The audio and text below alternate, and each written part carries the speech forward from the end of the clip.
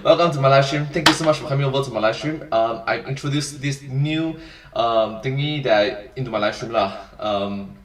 Hopefully it works out. Hopefully everything works out fine. I should have enlarged this thing more, right? So yeah, thank you all so much for coming over to my live stream. Hope that everyone is doing well. Thank you all so much. Hi everyone, my name is Humdrum Singaporeans. Mundane Singaporeans. Just another Singaporeans. Sorry. Take two. Hello everyone, I am Humdrum Singaporeans, I'm Mundane Singaporeans, I'm mediocre Singaporeans, I'm just another average Singaporeans. I'm a normal, plain, boring, average, mediocre, uninteresting, dull, plain, monotonous, boring, regular, ordinary Singaporeans. But thank you so much for coming over to my live stream. Let's start. I'll be doing some reaction videos to the film Theorists. Hopefully today I can make like what 6, 8 or even 10 videos of reactions. So let's go. Alright, standing next to me is Socially. I need to fix Socially soon.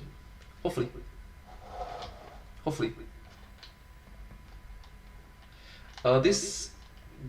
Sorry. Gosh. This is from Mundane. Yes. Let's do an audio check first.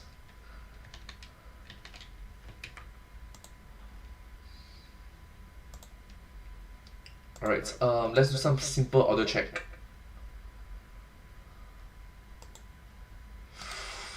Please work. Please don't have any errors. Over to my live stream. Let's start. Okay, there's music, there's audio. Awesome. That's great. And Socially is down again. Gosh.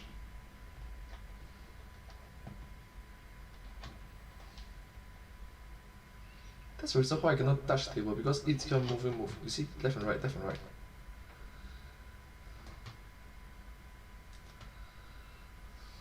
I need to find the CG proper for it. I should have done this off camera. Oh my gosh. Anyways, hopefully today's content will be awesome. Hopefully. Fingers crossed.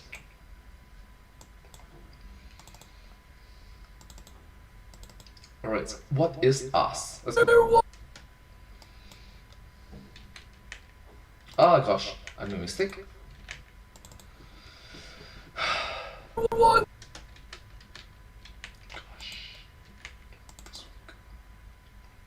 There once was a movie Awesome. that was highly anticipated.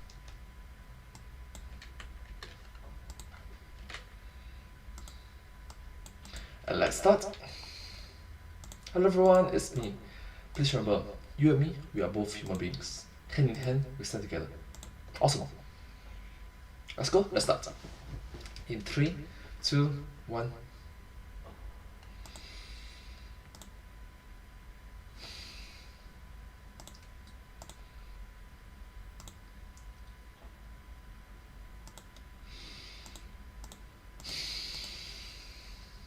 Hello everyone, it's me. Please remember, you and me, we are both human beings. Hand in hand, we stand together. Thank you so much. Let's start. There once was a movie that was highly anticipated by audiences. A movie that came out, and when people saw it, they couldn't articulate why they liked it. It was complex, vague, mixed with its metaphors and references, and yet at the same time came across over-explained, empty. And so watch and learn the hidden horrors that you overlooked in us. And the scariest thing of all,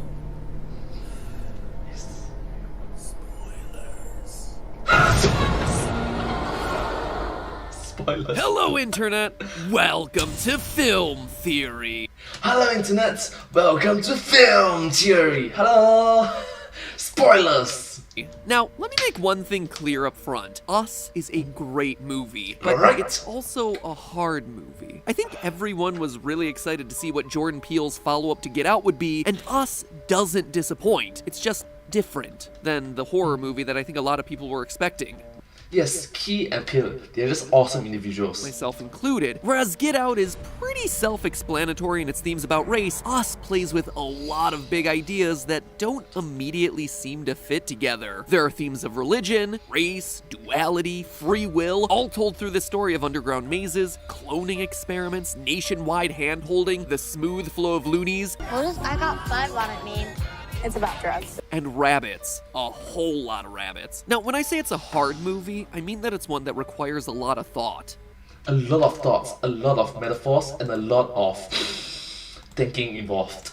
Very wisdom-filled. And even some research to really appreciate and understand. And because it has this big twist and really explanatory monologue at the very end, I think a lot of people walk out of this assuming that they got it, just because they got the surface level information about a girl who was swapped with her soulless double. But there is so much more here. The horror of this movie isn't the tethered and their aggressive use of scissors. It's not even how creepy, mildly racist fun houses on the strands of tourist beaches lead to underground testing facilities. No, Us is really about the failure of the American dream. What you can see throughout the movie are glimpses of the perfect American life where all the characters seem to be doing great, but all of these moments are actually hollow, meaningless, or just weirdly miss the mark in some way. And by the end, it's not the clones that are killing us, it's America. It's us, the US. Let's look at the facts. What first clued me in that this is the direction— Oh! So that's what it means. Us. That means you and me and everyone else. Or you can think of it as us as in U.S. Huh. Interesting. That's very interesting. the film was headed was a really odd line during the first encounter with the tethered. The doppelgangers have broken into the lake house of the Wilsons and have everyone seated for a good old story time. But when the family's father, Gabe, asks the tethered, "Who are you?" the response is one that catches everyone off guard, both in the movie and out in the theater. Not that these are twins, not that they're the tethered, not even that they're shadows or a weird government science experiment gone wrong. No, the response is, We're Americans. "We're Americans." It's weird, right? And not like random weird. This line is clearly weird with a purpose. Anytime a character sits down the villain and says, "What are you?" you know that the response is gonna be important. And it True. If you say that, "What are you?" Then you say that, "I'm Spider-Man, I'm Superman." And then there's one guy who's like, "Oh, Batman." I'm sorry. thinking. I'm sorry. It also got me buying another ticket to watch it from the beginning with this new context. And looking all the way through the film from start to finish, it becomes clear that we see the theme of America and the American dream play an oddly important role throughout all the events of the film. The opening seconds of the movie are spent telling us some random facts about underground tunnels. Apparently, miles of tunnels crisscross underneath the United States that are now abandoned, empty, and forgotten. Now, why tell us this? Especially as the very first thing we see as a part of this movie. I mean, sure, the ending takes place in one of those tunnels, but that seems like overkill to start the movie off on something that barely pays off, and no one would really question if it wasn't there. Instead, I think the reason why is that it sets up the American dream theme immediately. America, the country, is often considered superficial figuratively, but also America, the country, is superficial literally. So you must think of it as the point of view from the directors of the producers, the directing team making the movie. If that is the first thing that is being shown to you, it must be very important to having a plot involved in what you're going to see later, right? So interesting on what the producers have to say, the directing team have to say. Interesting. There is nothing under the surface. It's empty. It's hollow. All America is on the surface, and underneath are just a bunch of abandoned tunnels filled with nothing. You think that's a stretch? Honestly, I wouldn't blame you. It seems like a pretty big leap to make, but let's look at another key element of the movie, the Hands Across America campaign. Less than 2 minutes into the film, we see a commercial for this thing, and then it's the final shot of the movie, with thousands of tethered joining hands once they kill off their surface-dwelling counterpart. You might not be be familiar with it, but Hands Across America took place in 1986 and involved 15 minutes of people holding hands across the country to raise money to, quote, cure homelessness and hunger. It happened at the height of the Reagan era, which was a time marked by a lot of national growth and an 80s-tastic feeling of positivity on one hand, but also blind, unchecked capitalism and business wheeling and dealing on the other. And nothing shows this better than Hands Across America. Like, being a film director, being a film producer, if you also include this at the start and also at the end, well, it must hold true significance in what you're trying to relay to your audience, to the viewers that are watching your product, your movie, your video, your film. The event itself managed to raise a massive amount of money, $32 million, which is great, especially when it's back in the 1980s, until you consider that the company that ran this thing paid out $17 million of those dollars to pay its own bills. And when it comes to charitable events, any quote-unquote administration fees over 20% are considered to be pretty darn egregious. So the homeless saw much less of that total amount than it initially seemed. So already in this opening moment, we see what appears to be a great moment of, yeah, America uniting for change, and it's this grand gesture that looks awesome on the outside, is emotionally moving, but is already questionable what's under the surface. It looked great on the surface, but when it came to actual substance, it, once again, is empty. But okay, we need to move on from the opening scenes to the actual movie. Fast forward to the present-day version of our protagonist, Adelaide, and her family, and you see they are full of cliches of the perfect American life, or more accurately, almost the perfect American life. Jordan Peele has chosen to include a bunch of symbols that show the failure or letdown of the American dream. You must understand that Jordan Peele, he's a very great actor, very great producer, amazing director, all in all, just a super talent involved. And I really like his products that he make out, most of it. Very thoughtful as well, and funny, and cute and adorable as well. Enjoyable and Throughout the entertaining. movie, Gabe wears a Howard University sweatshirt, which, if you aren't familiar, is a historically black college, along with other high-end universities like Hampton and the Tuskegee Institute. These schools are all part of the Black Ivy League, a group of prestigious schools that were specifically available to African Americans back when segregation was still a thing. So, on one hand, they represent what every American dreams of, going to a good college, the Ivy League, but the other hand is that it's a group of schools that specifically came out of segregation, a dark spot on America's past and part of a long history of racial inequality. For a period of time, these schools were also considered to be the schools that black students could go to that would qualify them for careers that were traditionally considered beyond the reach of African Americans at the time, jobs only available to upper middle class white people. Again, the movie highlights this desire we all have to go to an amazing school like Howard, but the full context of historically black colleges also refers to a time when black students were considered second class. It's the American dream again, but twisted, corrupted. And since we're talking about Gabe, let's also talk about Gabe's boat. Throughout the movie, we see a lot of characters that have a lot of really nice stuff. Having nice stuff is something we all want, and something people are currently obsessed with, from flex culture to Yeezys. But True, having nice stuff, but at a certain point in time, having nice stuff alone is not enough. Right? Having nice stuff is good. It's like a boost. It's like a level up. If you are level upping with better gears, with better equipments, of course, if you're playing a gamer, but the best armor, the best shield, the best gears involved, it's awesome. But at a certain period of time, you must wonder: is the level that is what's inside that matters? Is the fun game? Is the game fun? Sorry.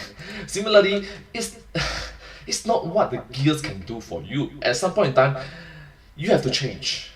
It's not the things that... Here we see that it's not quite working the way that everyone hopes. If you're a middle-class person in the US, there's a good chance that your dad dreamed of buying a boat at some point or another. It is the ultimate symbol of expendable income, something purely for relaxation that costs a lot to maintain and that you use like once a year. And here Gabe is achieving the dream, checking off the I'm on a boat box, but the boat doesn't work. It turns off at random. It pulls to the left.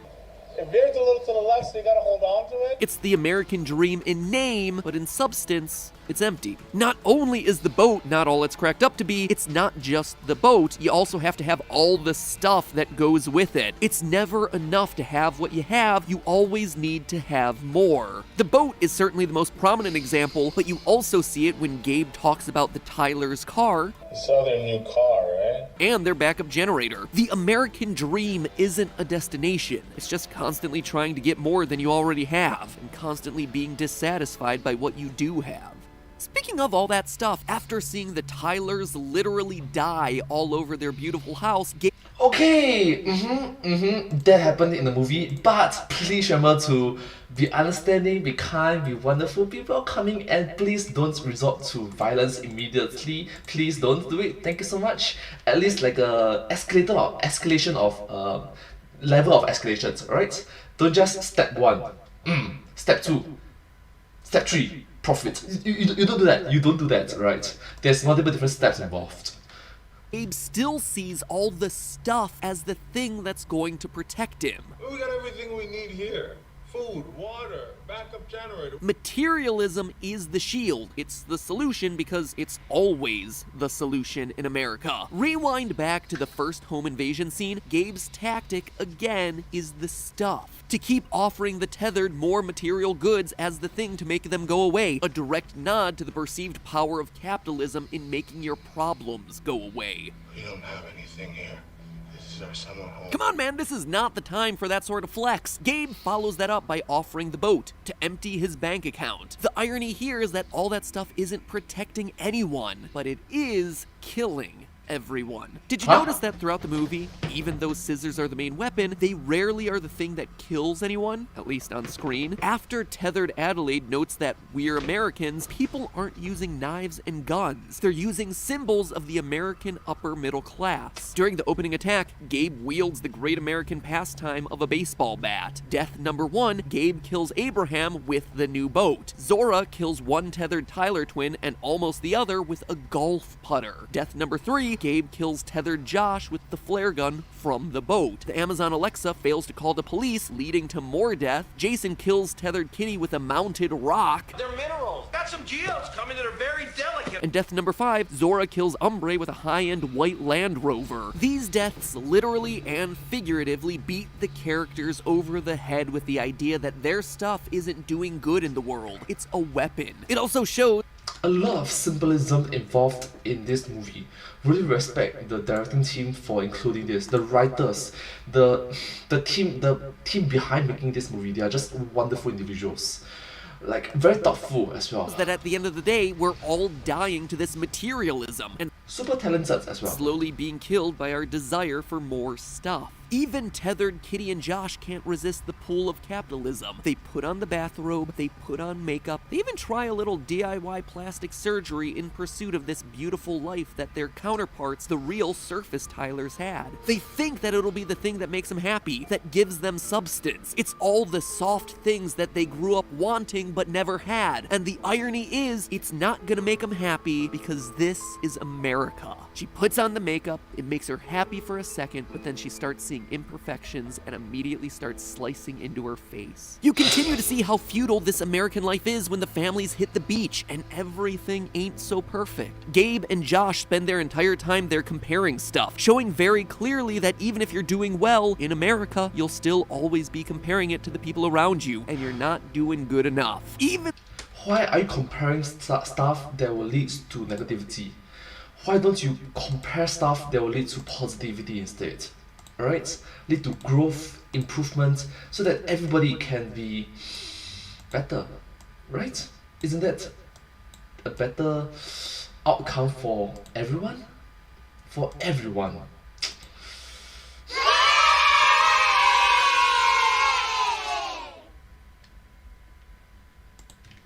Those who are successful aren't happy. There's Kitty, the perfect suburban mom of 2 who is immediately self-medicating with alcohol Gotta use my wife for medicine. to numb her from the marriage to a guy who cares more about his stuff than her, who doesn't take her fears seriously when she hears noises outside their house. Think about murdering him sometimes. She might have a nice life, but it's not good enough, which is why she's been getting plastic surgery Did you get something done? Just like an itsy bitsy little flower. and wishes she'd become an actress instead of having kids. I think I could have been a movie star. I went to Stella Adler. This is the real picture of the American dream. It isn't about having everything you want and being happy. It's about having the appearance of having everything you want, but not ever actually being satisfied with any of it. All the stuff, boats, the silicone noses, they're all empty. Maybe they used to have meaning, but now they're just superficial symbols. For proof that this is exactly what Jordan Peele wanted, look no further than the Tyler twins. See the one who's wearing a Black Flag t-shirt? I thought it was a weird detail, especially when you consider that the carnival worker at the beginning of the movie is wearing one too. Clearly it's meant to mean something. Now, he's wearing it in 1986, when the band Black Flag was at their peak, and were known for founding the West Coast punk rock counterculture revolution. They were considered really subversive in their day. But then you fast forward to now, when Lindsay Tyler's wearing it here, and it's not because she's hardcore or subversive. I mean, she's a blonde teen who's doing gymnastics at the beach. She's not going counter to anything. She's actually the peak of American cultural conformity, where this edgy idea of a renegade band called Black Flag has been appropriated into American tween materialism. I mean, she is literally a twin who is wearing something that stands for lack of conformity. You don't get more on the nose than that. Personally, it's my favorite symbol in the entire film. I think it's brilliant. She's a twin. She is literally a copy of someone else. And finally, in the closing sequence, we get our last and maybe most damning piece of evidence for this commentary on America. We finally get the showdown between Adelaide and her tethered in the tunnels, and it's finally revealed, one more spoiler alert, that tethered Adelaide is actually the one that we've been hoping to survive the entire time. What? Wait, what? Whoa. They Whoa. switched as little kids, and we've been seeing the tethered version the entire film. Now, I've seen a lot of viewers actually complain about this twist, citing the fact that it would have been more fun to leave it ambiguous and not explicitly tell us that they'd been switched. It wasn't my favorite twist either, but that's the thing. For this theory to work, you have to know it explicitly. The point isn't that there's this big twist and whoa, Adelaide isn't who she thought she was and it completely changes everything we saw before. The whole point is that for the entire movie, we couldn't tell the difference, and neither could anyone else around her. I mean, think about that. Our society is so shallow and vapid and surface level that an entire person got replaced by a copy, a clone, a science experiment that the movie explicitly tells us has no soul, and no one skipped a beat. No one could tell the difference. As long as it looked the same on the outside, it didn't matter what was on the inside. Like Adelaide says at the end of the movie to her son Jason, it's gonna be just like it was before. Nothing is gonna change. We're going to keep on pursuing this empty life. It doesn't matter who was a soulless tethered person and who was the original. And yeah, Jason knows that his mom is really the tethered version of Adelaide, but do we see him making a big deal out of it? No, just the opposite. He ignores it. He accepts it. He puts on his mask, his facade, and he carries on. We pan across suburbia, and everyone is dead. White, black, doesn't matter. The American dream didn't save anyone. Close on a shot of hands across America. At the end of the day, you may or may not agree with that message. You may have a boat and think it's awesome. Heck, I think a boat sounds amazing. But this is what I think Jordan Peele was trying to say with all those crazy mixed up symbols used throughout the movie. I'm writing this the day after the movie came out, by the way, after having watched it 3 times in the theater. So maybe everyone already knows all this. Maybe it's all been picked to death. I don't know. These videos take way too long to make, so forgive me if all this stuff has been covered to death. I just thought it was an interesting movie to discuss, one that seems to explain a lot, but still leaves some of the biggest mysteries for us to discover on our own. True, a lot of hidden meanings involved, as well as all the things that we need to learn from this movie as well. Really holds a lot of significance. And also, fun fact, have you noticed that Ned had said 3 times in the movie? If you watch 3 times in the movie at the same day, first time maybe for the enjoyment, for the entertainment, and also taking some mental notes. The second time is more towards like, okay, this is an interesting point, note. Who studies in the movie theater? And you know what? Double it down, 3rd time. Yes, he went to 3 times. You spend more time studying inside a theater than enjoying the movie. Counterproductive much? those are some of the most exciting movies to do episodes on, because it means never-ending theories. Film theories! And, oh, did you notice the recurring themes of red, white, and blue? Or how Adelaide starts white but then slowly becomes more red as the movie goes on? The fake spider and the real spider! Or how rabbits are completely useless creatures with no real purpose! I just really like this movie and want to keep talking about it, okay? It's worth seeing so you can come up with your own theories. You know what it's also worth doing? Subscribing to the channel, because this level of deep analysis just doesn't really exist online. Thank you so all that much. anymore. It's a culture of move on to the next big headline. So if you want thoughtful discussion and analysis of films, this is a great channel to find it on. Subscribe. We got more horror movie episodes coming. I promise. Now, if you'll excuse me, there's a lot of superhero stuff I gotta hop over and cover. Shazam! Endgame! So many movies!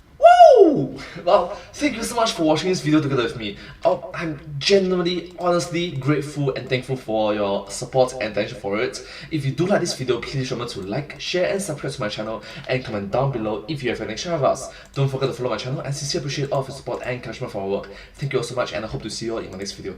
But hey, that's just a theory. A film theory. And cut. Thank you so much.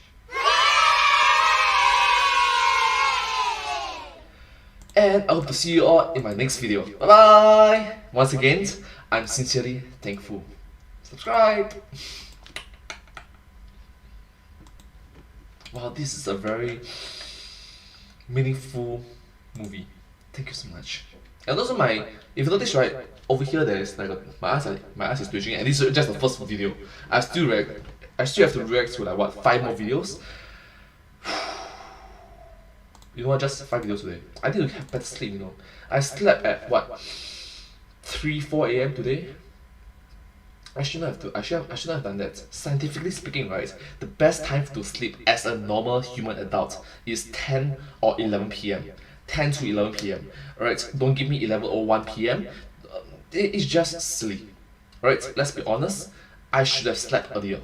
I really should have slept earlier. If I come home at 10:50, I should have washed up everything, brushed my teeth, boom, 11 o'clock sleep. At least close my eyes. I need my rests. 6 to 8 hours of uninterrupted rests. I should have done that. It's my fault. Well, tonight, we are young. Game of Thrones. I hear you guys.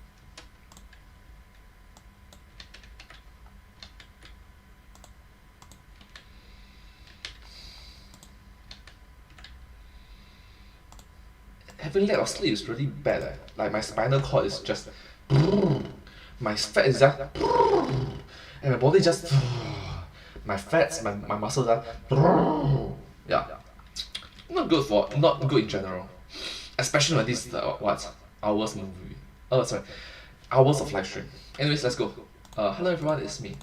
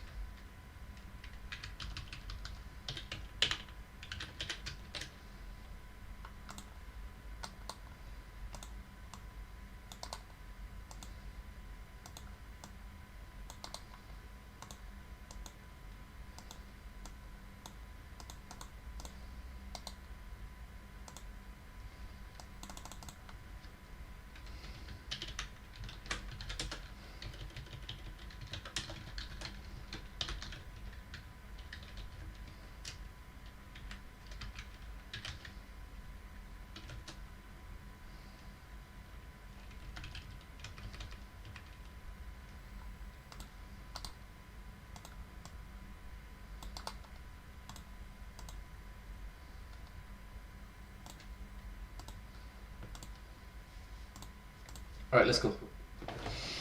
Let's start in 3, 2, 1, and go.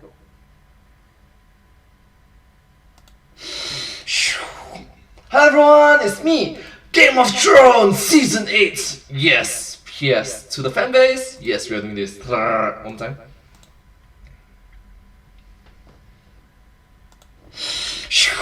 Hello everyone, it's me, Game of Thrones Season 8! PS to all the fanbase. Yes, we are doing this. It's finally here, you guys. Yeah! One more time. Oh gosh, I made a mistake.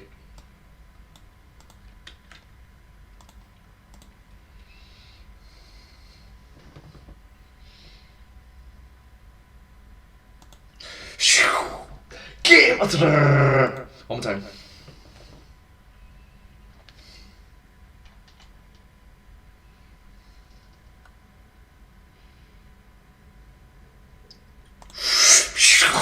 Hello everyone, it's me, Game of Thrones Season 8! Yes, to the PS, one more time, PS to the fanbase.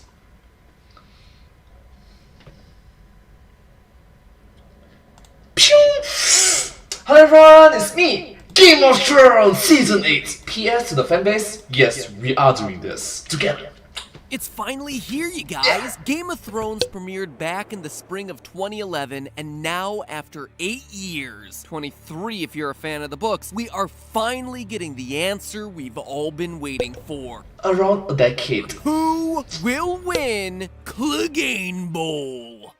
It's a battle of the titans. In one corner, we've got a man who can crush your head like a gusher. And in the other, we've got a man who really likes his chickens. It's the meme the writers have reluctantly included for fan service, but nevertheless, get hype. Oh, and I guess we'll also get to find out who gets to rule Westeros. So that's cool. Hello, Internet. Welcome to Film Theory, the Hello Internet, welcome to Film Theory. Hello, and let's get to it. Let's start.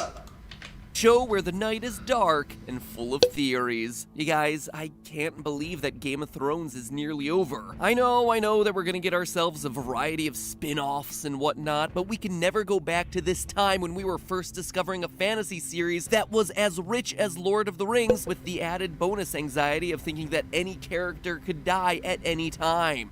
Winter is coming! And also, the Red Wedding. The Red Wedding really, to me, is a really game changer that main characters can just, the writer can just write off the main characters. And at this point, with only 6 episodes left, it's impressive that Game of Thrones still feels like it could go in any dozen of different directions. Will Jon and Dany save the world and become Westeros' hot young power couple? Will Bran turn out to be the Night King? Or will Podrick heal the world with his magical lovemaking? These ladies enjoyed him so much they gave him the time for free.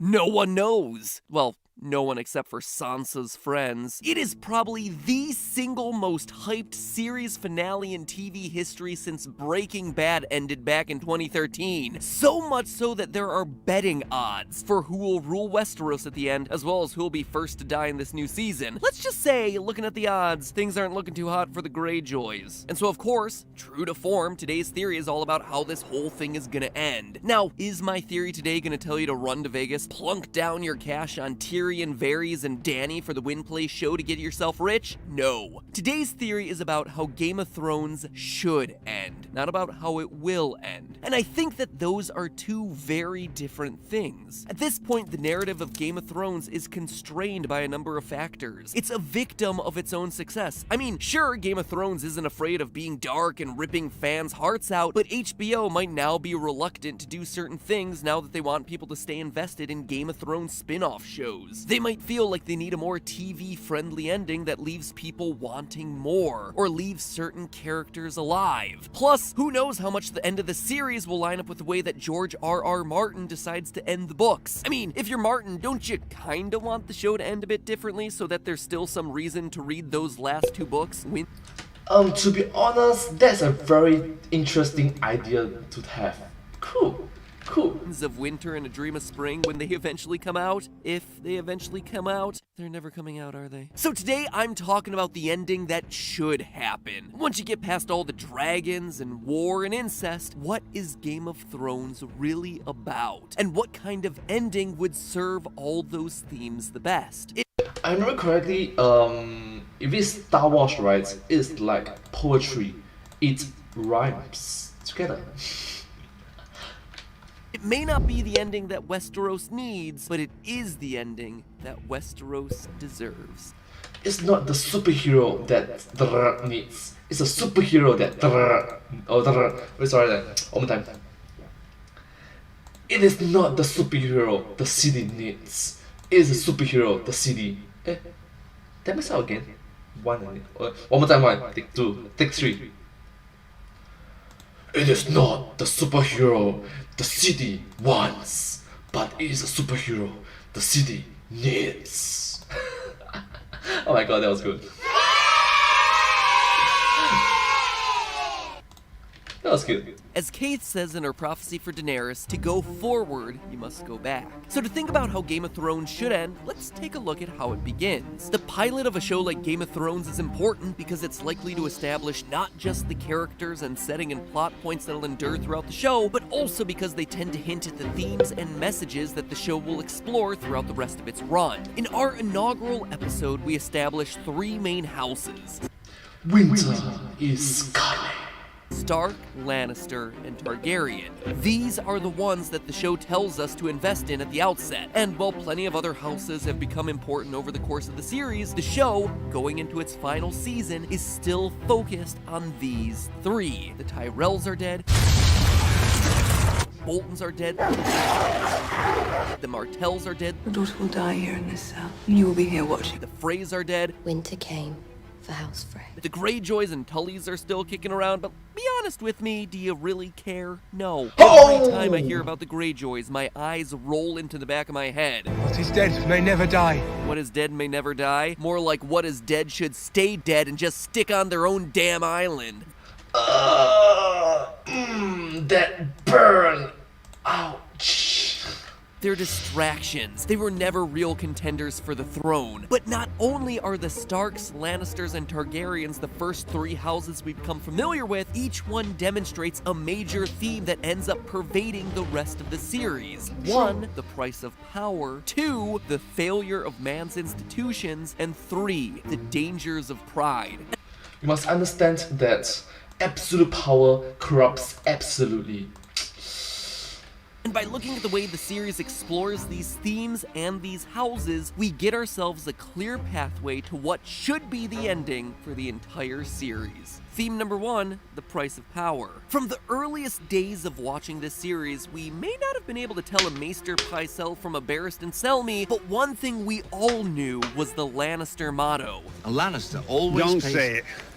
Don't say it. It was beaten Always pays debts. over our head. With a seemingly limitless amount of money, they bought their way into power and prestige in Westeros. They understand the cost of things. And they understood that sometimes that cost is more than just a bag of gold. More often than not, the price of their own lofty ambitions was human life. In the pilot alone, they poisoned the hand of the King Jon Arryn to prevent him from revealing the fact that Robert's children were in fact Jaime's, and then they attempt to murder Bran for discovering the same exact thing. Whether they're pushing children from windows, hijacking their enemies' weddings, or blowing up hundreds of people to avoid going to trial, there is nothing that the Lannisters won't do to remain in charge. And while the juicy violence is certainly a part of the reason why we watch the show, a huge part of the narrative is all about the debts that need to be paid when you take these sorts of actions. The karma that results from this kind of lust for power.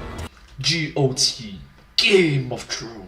Tywin Lannister masterminds the Red Wedding, which kills Catelyn Stark, only to have Peter Baelish reciprocate by killing his grandson during the Purple Wedding. Cersei may solve one problem in blowing up the Sept of Baelor at the end of Season 6, but the karmic retribution she receives is that her last living child, Tommen, jumps to his death out of grief. She achieves power, but at the cost of the only thing that truly mattered to her in her life, her children dying off. The Lannisters brothers do indeed pay their debts. And while it's most obvious with the Lannisters, the price of power is something that pervades every element of this series. Stannis is so consumed by his desire to be king that he's willing to murder his brother Renly and burn his daughter Shireen. He still loses and dies. Daenerys' older brother Viserys arranges to have his sister married off to a bloodthirsty warlord just so he can retake the crown. And in the end, Viserys gets his crown, just not in the way he intended.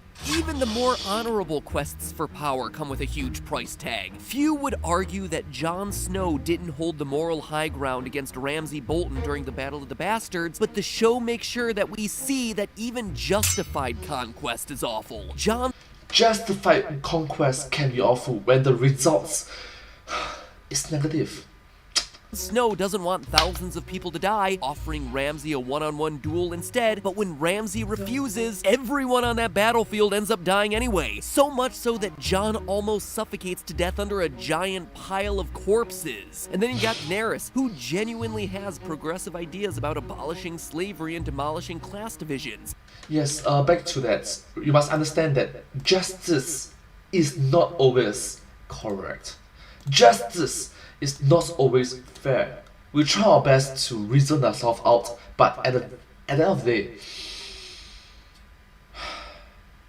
we want to be better human beings for the society, for everyone.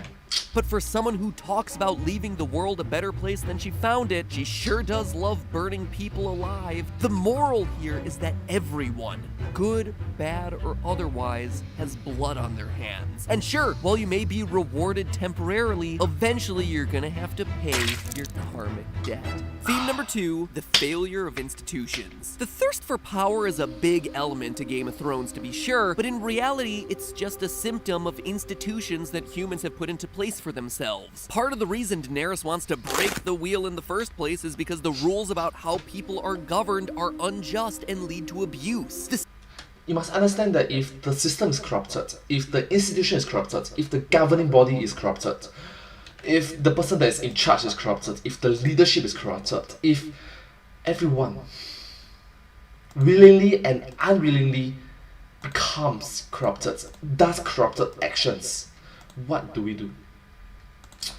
It's a very metaphorical question that we need to address. System of royal succession, for example, not only leads to infighting, but also gives rise to rulers who have no business ruling. Joffrey, he cared more about torturing people with crossbows than he did about ruling. Tommen, he was around 13 when he took the throne. Heck, even King Baratheon. I mean, sure, he was older and not a homicidal sociopath, but he readily admits that he was a warrior rather than a ruler. Lord Eddard Stark, I would name you the Hand of the King. I'm not trying to honor you.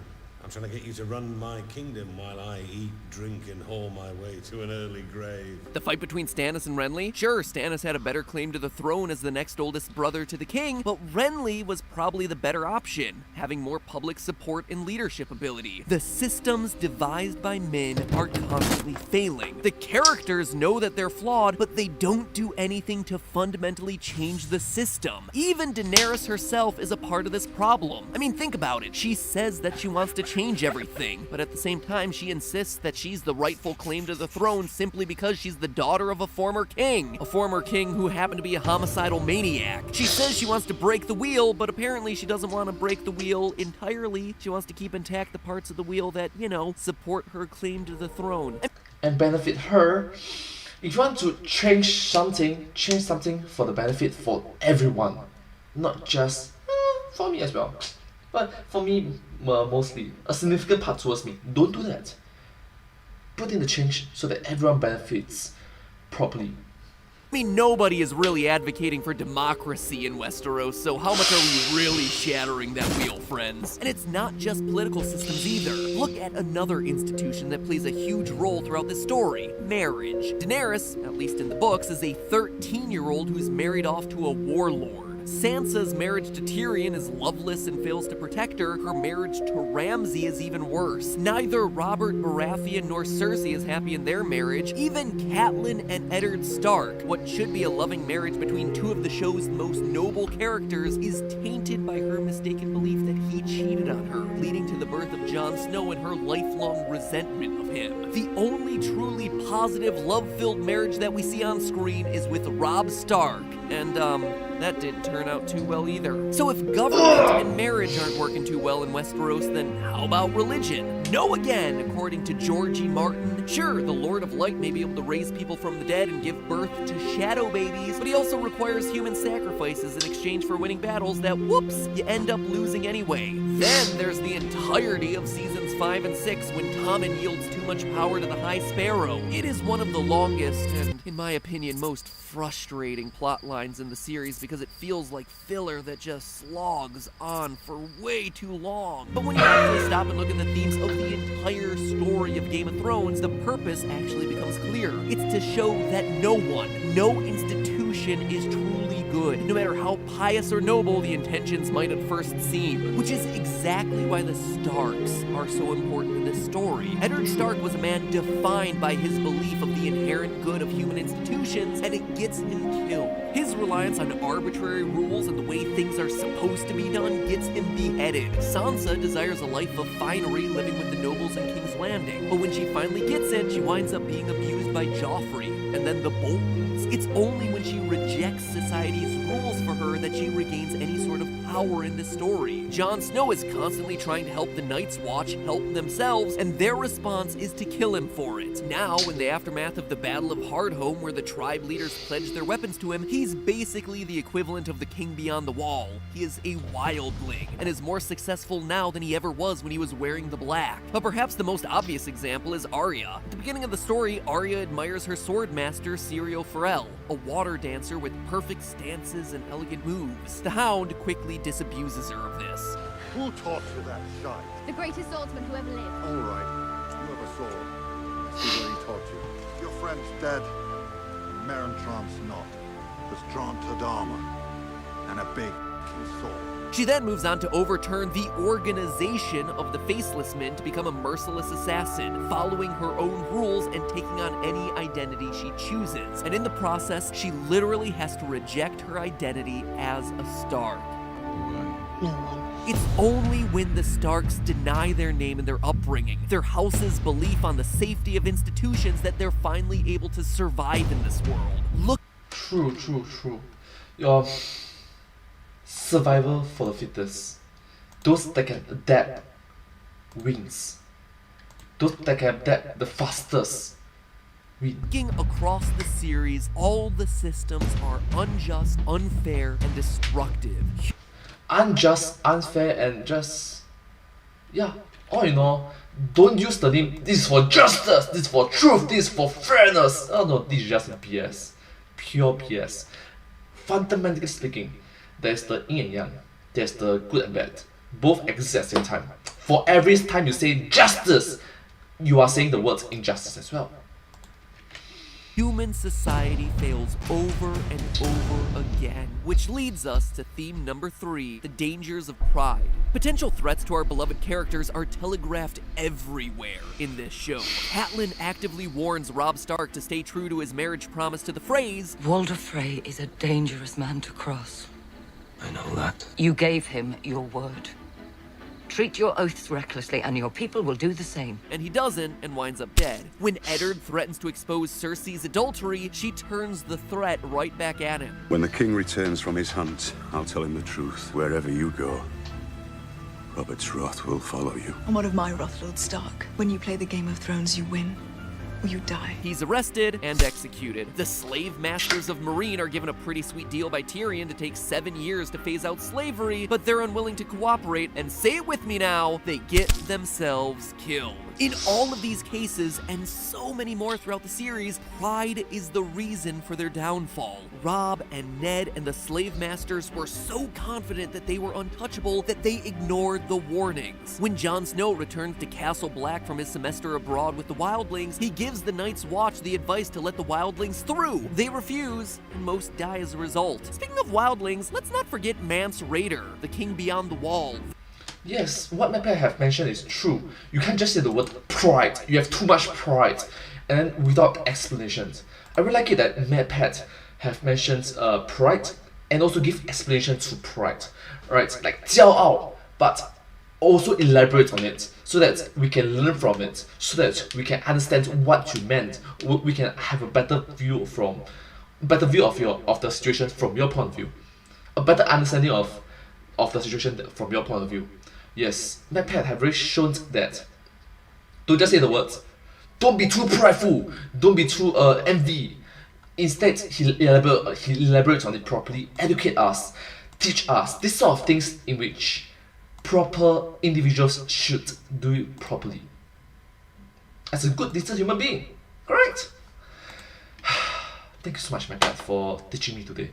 Really thankful. Their unofficial ruler, a man who refuses to bend his knee to anyone else. That pride costs him his life and the lives of many of his followers. Mance Rayder was a brave man. Proud man, never bent the knee. Instead of saying pride, instead of saying prideful, instead of saying proud, list actions, mentions what happened before, alright? Case and point, so that we can learn case by point, case by point, and further define the meaning, further explain the definitions, have a better understanding of what it meant to be, to avoid the negativity and head forwards for better growth, improvement, and benefit for everyone. Thank you so much, MadPat. How many of his people died for his pride? Pride gets people killed. It gets them to not cooperate. It gets them to not listen to each other. It gets them to ignore the warning signs, and by the time they realize the danger, it's too late to do anything about it. Thank you, MadPat, for mentioning that again. Don't just say pride, pride, pride. You must say pride, then pride with, pride and, pride from, pride for, pride to, as. Don't just say the word, and don't just say one word and make people decipher what it means and it's like, yes, I'm a grandmaster, I know everything, I'm a master. Don't do that. Don't do that. Be a good educator if you want everyone to grow together. If you're a good human being. Nowhere is this better exemplified than the last of our three houses, the Targaryens. The series' time on the Not gonna lie, I'm gonna watch this video again, like 2-3 times after I do this reaction, after, yeah. Show was short. Personally, yeah. I'm gonna slow down, I'm gonna move back, play back again. Lived, but it was filled with misplaced pride. I am a Khaleesi of the Dothraki. The next time you raise a hand to me will be the last time you have hands. And the would-be Dragon King ignores the warnings and earns himself his long-overdue golden crown. Dany is equally prideful, though, and pays for it dearly on multiple occasions. It's actually the entire point of another of my less-than-favorite plot lines, Meereen. In Meereen, she struggles against her pride constantly as she tries to rule over Slaver's Bay. On one hand, her treatment of the Masters wins her no favors. I've ordered Dario to execute every master in Yongpan. Herding the masters into pens and slaughtering them by the thousands is also treating men like beasts. But there's good and evil on both sides in every war. Slavery is real. I will end those behind it. But at the same time, she loses the popular vote when she decides to publicly execute her advisor.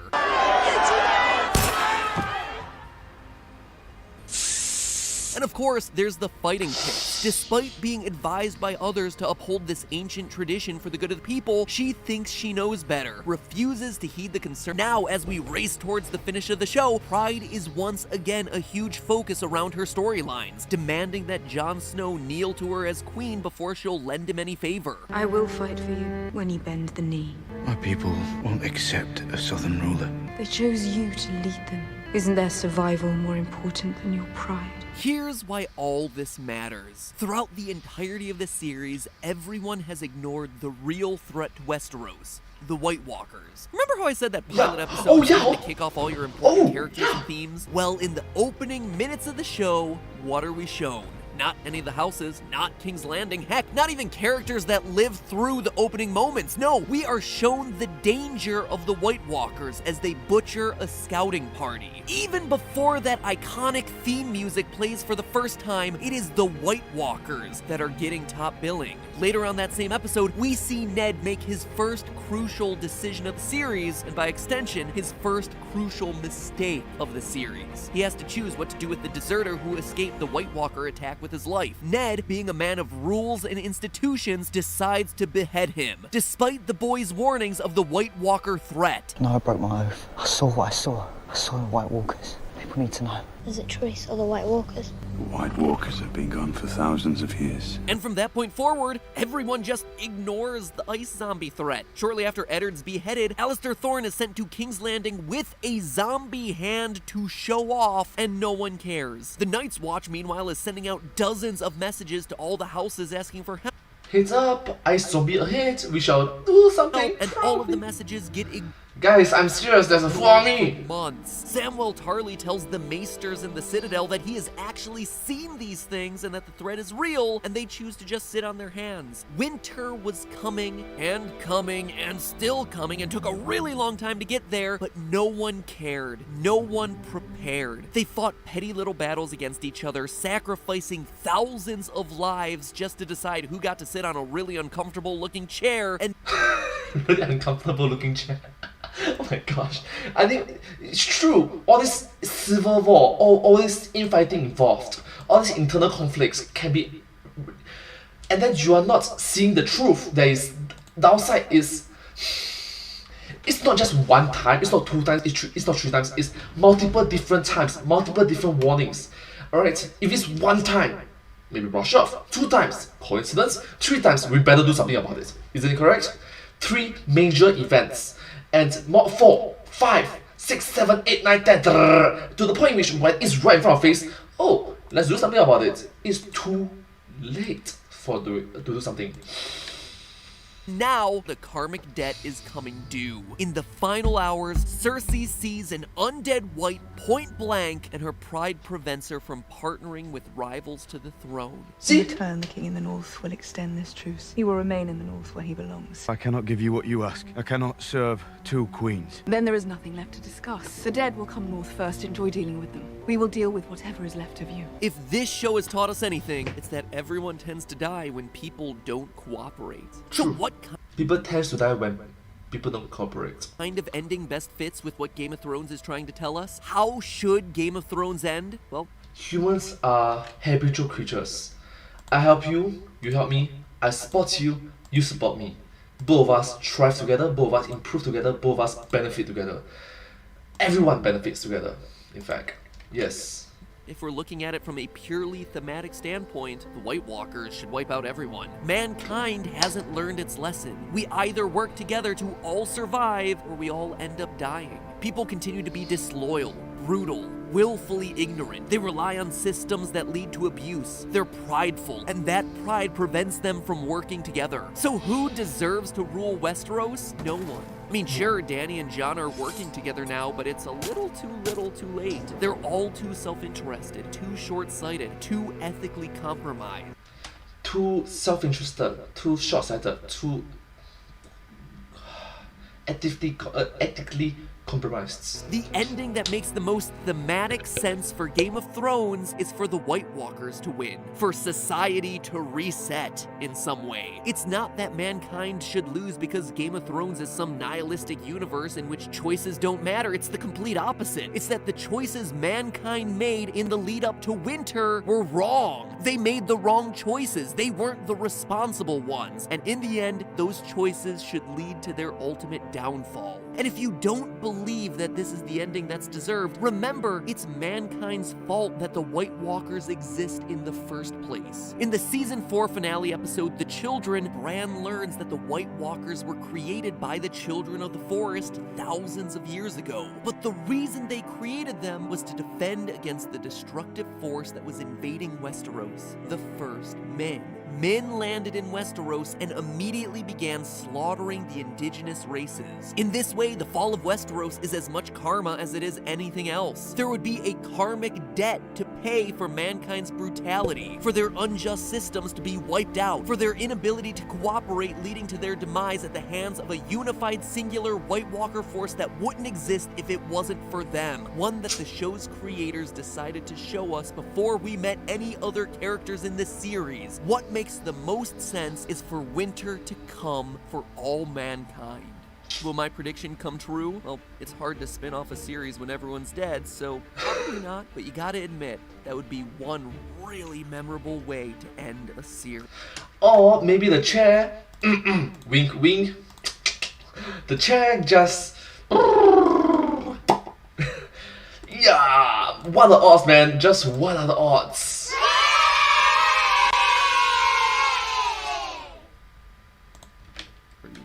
But hey, that's just a theory. A film theory. And cuts. Thank you so much for watching this video together with me. It's quite a lot to take in.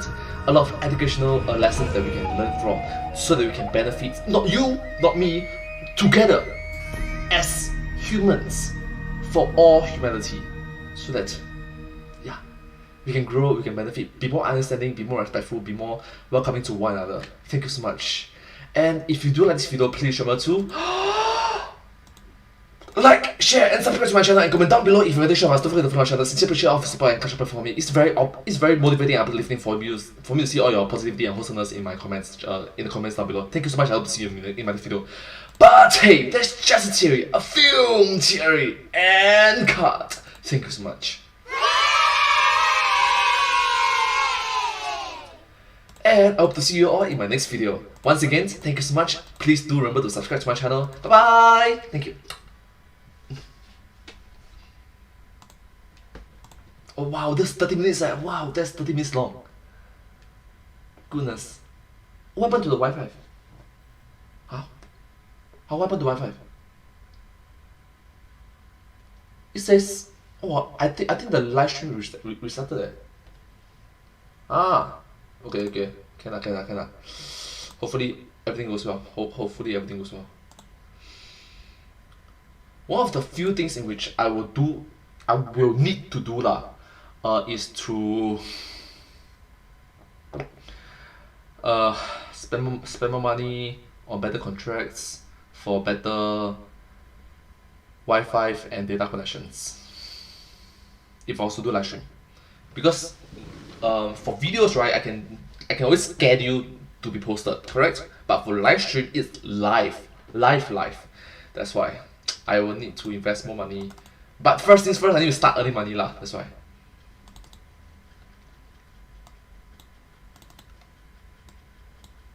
Oh, who won't survive endgame? Oh my gosh. I don't feel so good. I don't feel so good.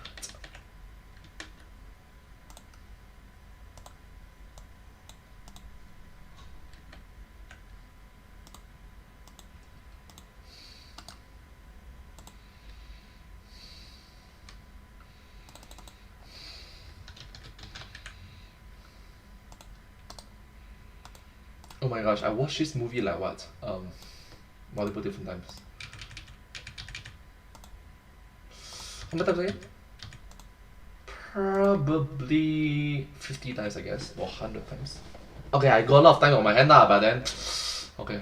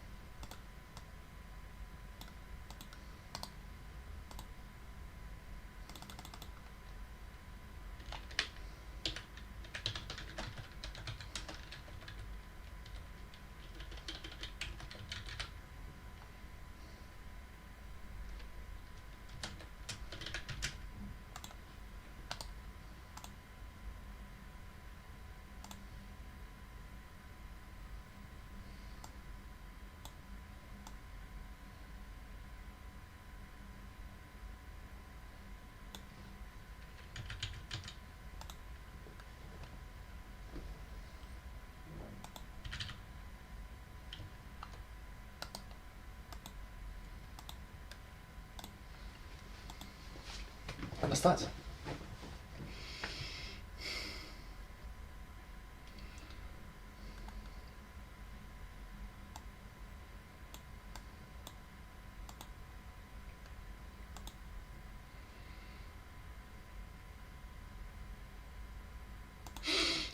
I am inevitable.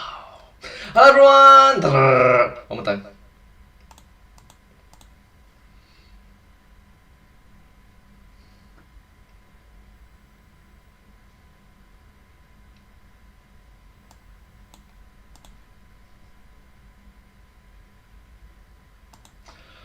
I am inevitable. Hello everyone, it's me, Marvel's Avengers Endgame. Love you 3000.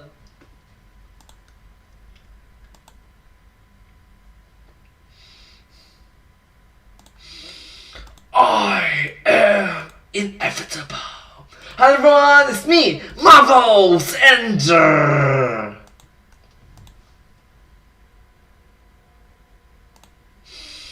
I am inevitable.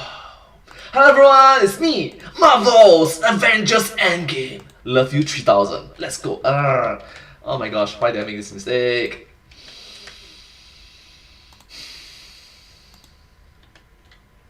One more time.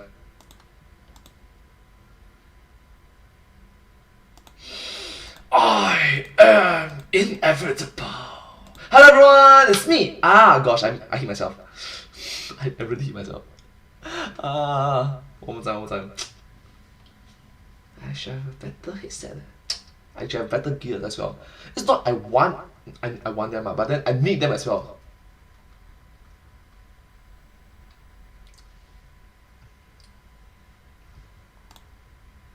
One more time. I am inevitable. Hello everyone, it's me, Marvel's Avengers Endgame. Love you 3000. Let's go. I don't feel so good, Theory Man. I don't want to go. Oh, please don't let me go. Don't be afraid, Fact Boy. You have so much to live for. A new movie next year and a whole franchise ahead of you. I'm far from you too. Sure you're gonna be fine. Alright, who's got the time rock or soul rock or whatever BS we're using to reverse this thing? The destination, the snap.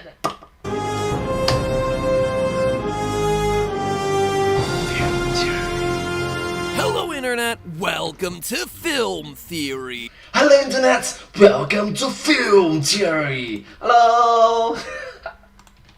Where you don't have to worry about our predictions spoiling the movie because they're always so very, very wrong. So Avengers Endgame is coming out real soon. Oh, well, this video came out 2 years ago. Right now it's in the year 2021. This video came out in the year 2019. So sooner than I expected, actually. Was it just me or did the wait for this thing go by super fast? I suppose it helps when you have 6 other major superhero movie releases crammed into the year that we spent waiting. Anyway, we all know how this is gonna go, right? Classic Avengers assemble one last time with the help of some new friends. They train, they suit up, they hop through the time portals in the quantum realm a bit, and ultimately end up fighting Thanos. Ant-Man crawls up his butt, expands, bada bing bada boom, purple Shrek is defeated. Oh look, we found ourselves some shiny stones. Let's turn back time and or find dead people trapped in the orange one. Yay, everyone's back together, except for those that we lost along the way. Let's scatter and or destroy these things. Roll credits. Oh hey, Spider-Man will return in literally 3 months. Where's my paycheck, Disney? This sort of excellent screenwriting deserves some credit. But all joking aside, I hope it's good. I think part of... it's surprising that he gets so much... well, yeah. A bit wrong, but yeah. A bit nervous just because we all know that so many of these characters are coming back, and anytime you open up a world to time vortexes and then also time stones that are so overpowered and have the ability to rewrite everything that came before, I just worry that it'll cheapen the story. I'm ice cream for all aboard for time traveling hijinks. It's just when these movies are so rooted in reality for so much of the time, once you start introducing multiple devices that can retcon everything that came before, it becomes too easy. It starts to feel like nothing may really matter. Or maybe like TVA. Yes. In Loki, the TVA. retcons are kinda lame sometimes, which is why today I want to focus on the deaths that'll be permanent. Sure, lots of the snapping victims are gonna come back to life, but who in the main cast is gonna stay dead at the end of Endgame? The original 6. Most fans, myself included, consider it incredibly likely that at least one of our favorite heroes won't be going on to Phase 4, but I wasn't gonna take consider it incredibly likely for an answer. So Well, spoilers ahead first. There's gonna be spoilers ahead. I can't stop myself. It came out 2 years ago, like more than 2 years ago. It's gonna be 3 years soon. So yeah, if you have not watched it, do watch it. I watched it multiple times, hundreds of times actually, but still. Anyways, I noticed that the original 6, right?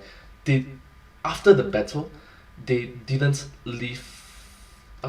They didn't leave the battle in one piece. I scoured the MCU, the comic universes, and the web looking for any clues I could as to who may or may not be continuing on afterwards. And in the process, I feel reasonably confident as to who will end up being the biggest surprise and permanent deaths by the end of Endgame. So let's not waste any more time. This movie is about to come out, and let's just face it, I just love killing. Now, it's escaped no one's notice that of all the snapping victims, the original Avengers all were left untouched. It's original 6. Funny how a random, dispassionate culling of the world will do something like that. The odds of all 6 people surviving that coin flip would be like 1.5%. Could it possibly be connected to the fact that most of the original Avengers contracts are coming up? According to Captain America himself last year around the release of Infinity War, a lot of their contracts were indeed expiring after Endgame. A lot of our contracts are through. Myself, Downey, Hemsworth, we all kind of started, well, roughly at the same time, and I think we all through Avengers 4 kind of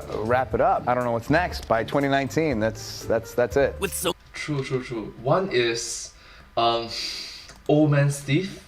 The other one is I am Iron Man.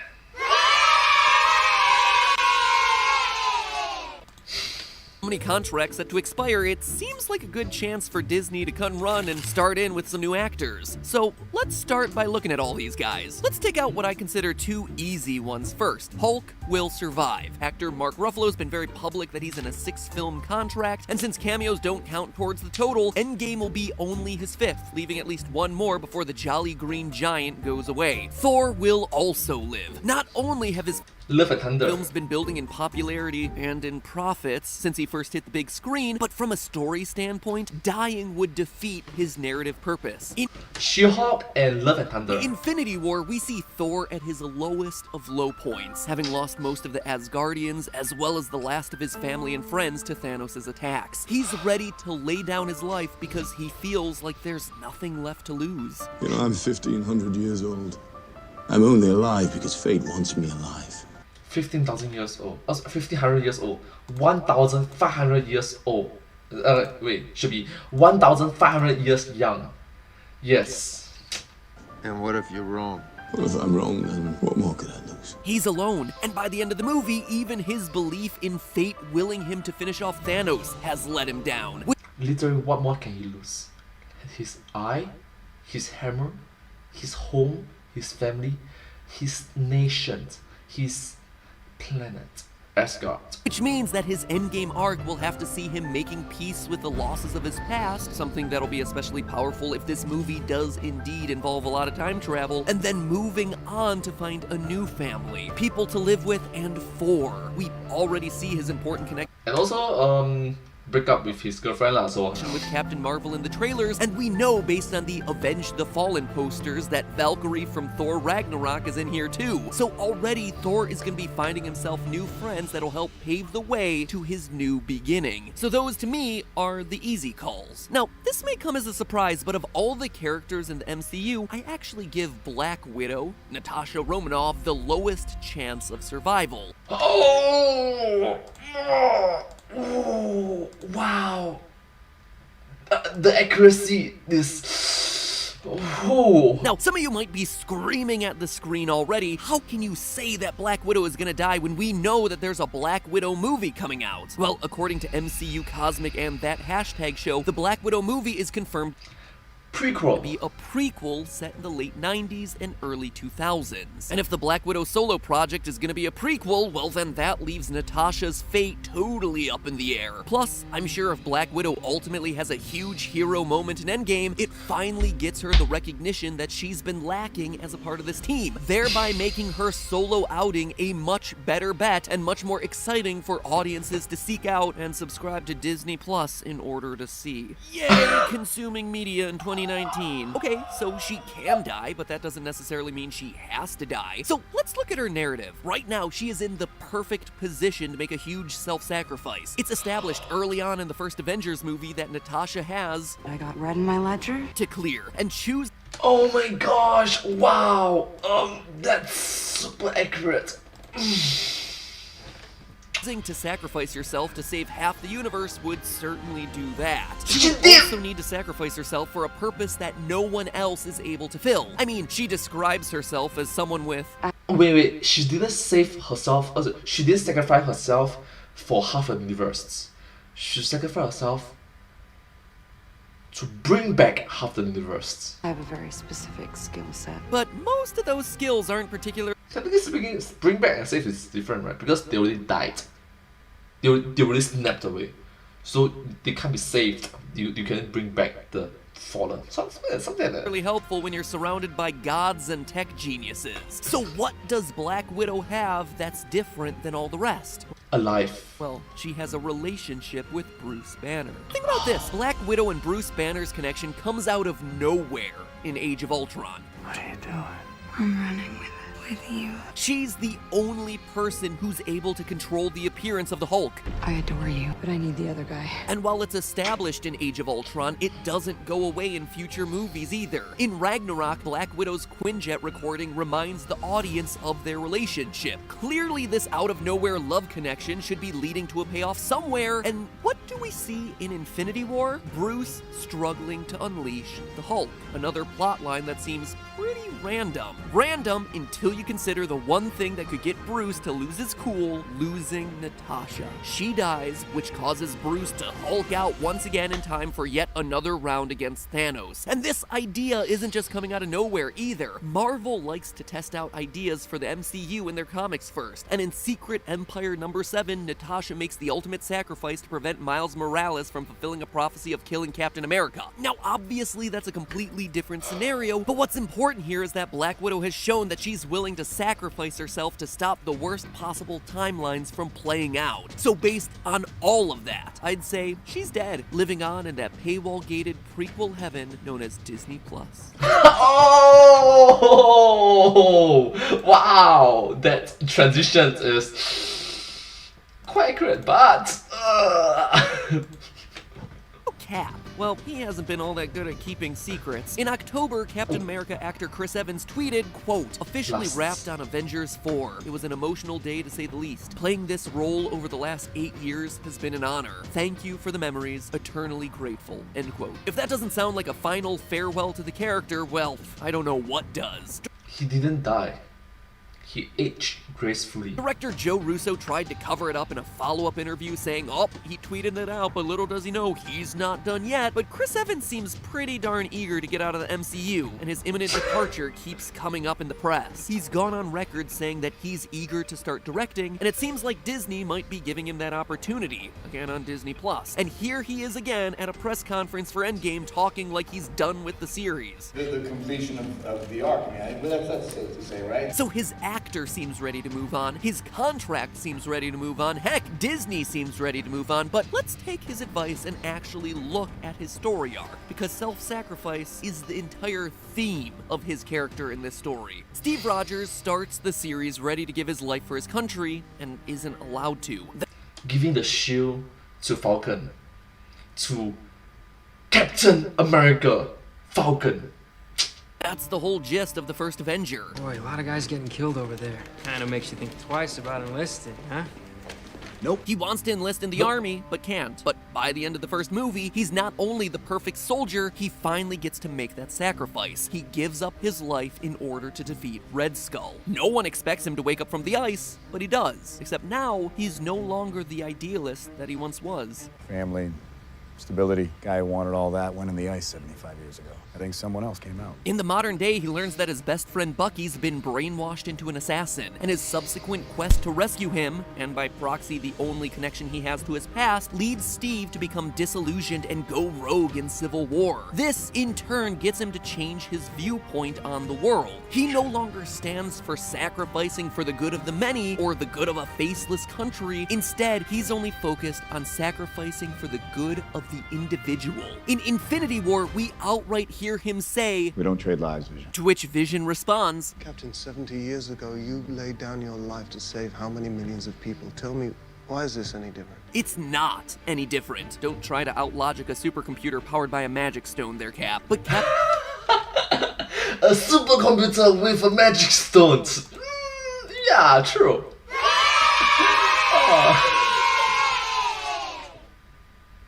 Truth to be told, right? His actions is just awesome. But as mentioned in the film, he should get a life. He should get a proper life that he deserved. He really deserved a life. Instead of fighting for everyone, instead of sacrificing himself for everyone, why don't he? He deserves life. He genuinely deserves a second chance. And he did. He passed the shoe on, lived a life that is awesome.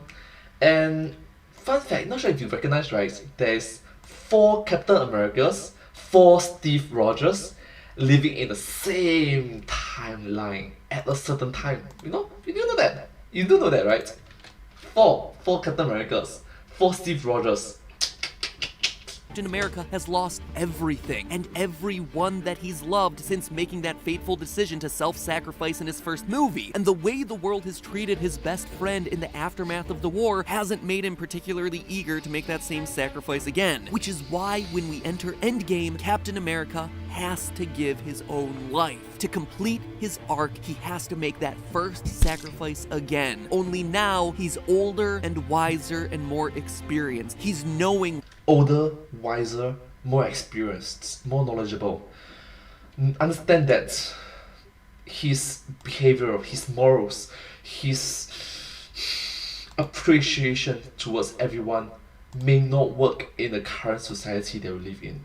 But still, he tried his best, and understandably, his all-minded personality, mentality may not change it, pass it on to a better individual. That's awesome. What he's getting himself into, and he's still willing to do it anyway. He's done everything to protect his friend Bucky except for give him one thing, giving up his own life. He's not giving it up because he has nothing to live for, he's giving it up because he wants to give his second chance at life to a friend who's been brainwashed and persecuted for crimes that he had no control in committing. Oh, and Bucky has 4 movies in the contract, so it's a good chance to hand off the old Captain America baton, or shield. Which leads us to perhaps the biggest question mark in my mind, Tony Stark. You can't talk Cap without also covering his counterpart in these movies. Tony was our first protagonist in the MCU way back in 2007's Iron Man, and since then he's been one of the franchise's most consistent characters with 9 big screen appearances, which even beats out Nick Fury's 8. It's pretty darn great if you're his actor Robert Downey Jr., who reportedly earns around $10 million plus 2.5% of profits for each movie that he's in. I mean, I know that Stark's a multi-million. He's a multi-millionaire playing a billionaire. I don't. Wow, rich. Billionaire, but good old RDJ ain't doing too bad for himself either. It's not all that hard to play the role of a super rich billionaire when you're a super rich 100 millionaire. That said, even though he's a multi-millionaire, an expensive addition to those cast lists, he's also a profitable one. According to adjusted ticket earnings from Box Office Mojo, Marvel films that include Tony Stark make an average of $408 million, while films without him make an average of only $290 million. And sure, wow, a lot of those are the big team-up movies, but even when you remove them, his movies still average nearly $70 million more in earnings. Killing him off, from a financial standpoint at least, would be a bad decision. But that's business. Thanos. What about what really matters, killing him off from a narrative standpoint? Infinity War, for all its characters, sets up a primary rivalry between Tony and Thanos. It seemed odd to me in a movie where Thanos literally goes toe-to-toe with gods and wizards that the one man Thanos seems to truly respect is Tony. As he says himself, they're both cursed with knowledge. Cursed with knowledge. You know me? I do.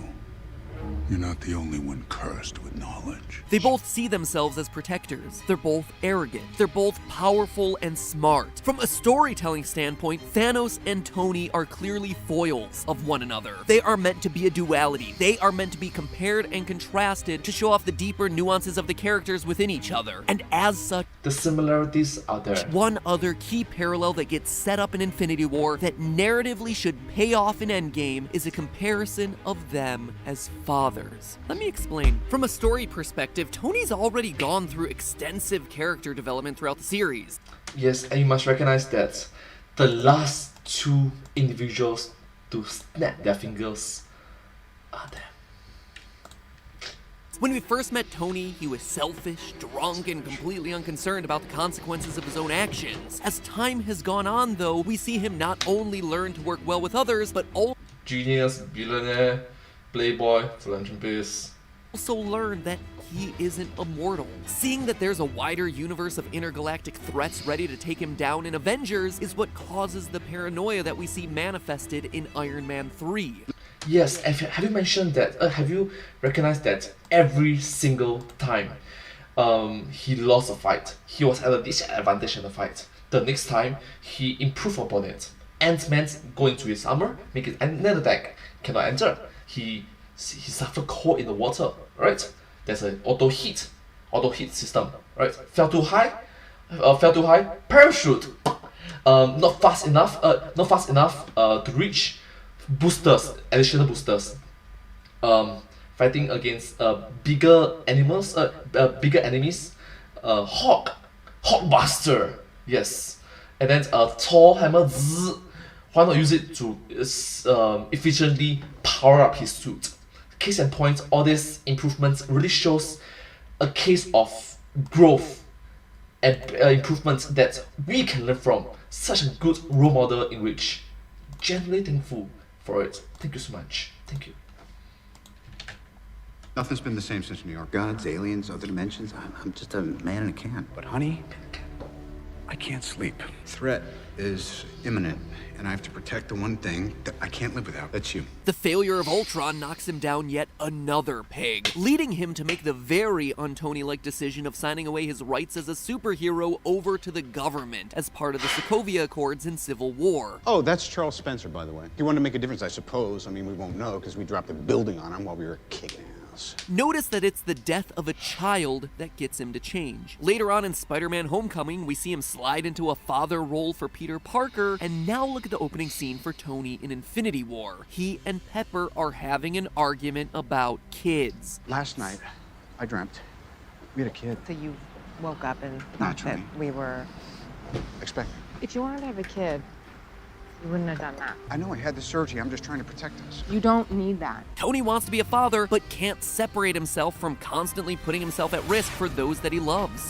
He can't rest. Noble, but it's also not right. According to Pepper, kids need a father and not a galactic defender. Does that sound familiar? Cut to Thanos. He actually is a father. In fact, all of Infinity War is about his relationship to his kids and how, in his quest to quote-unquote save the galaxy, he's willing to sacrifice them for what he believes is his destiny. In order to take the stone, you must lose that which you love. I ignored my destiny once. I cannot do that again, even for you. He is not a good model of fatherhood. He represents the path that Tony is currently on at the beginning of Infinity War, a father who loses focus on his family for a greater good. And so Tony's arc in these two movies as a foil to Thanos and as someone who is set up in his first scene talking about fatherhood, his arc should be about realizing what it takes to be a good father so that he and Pepper can move on and have a family at the end of these movies. And there are two key pieces of evidence that support that this is the arc that that he's currently on. The first we've already seen, losing Peter Parker on Titan. Peter Parker is his surrogate son. You think it's a coincidence that the story would put him on Titan together? That Peter would die in Tony's arms? It's so Tony can experience the loss of a child. The knowledge that Iron Man was powerless to prevent the loss of someone that he saw as a son, someone that he loved and appreciated but didn't spend enough time with. And then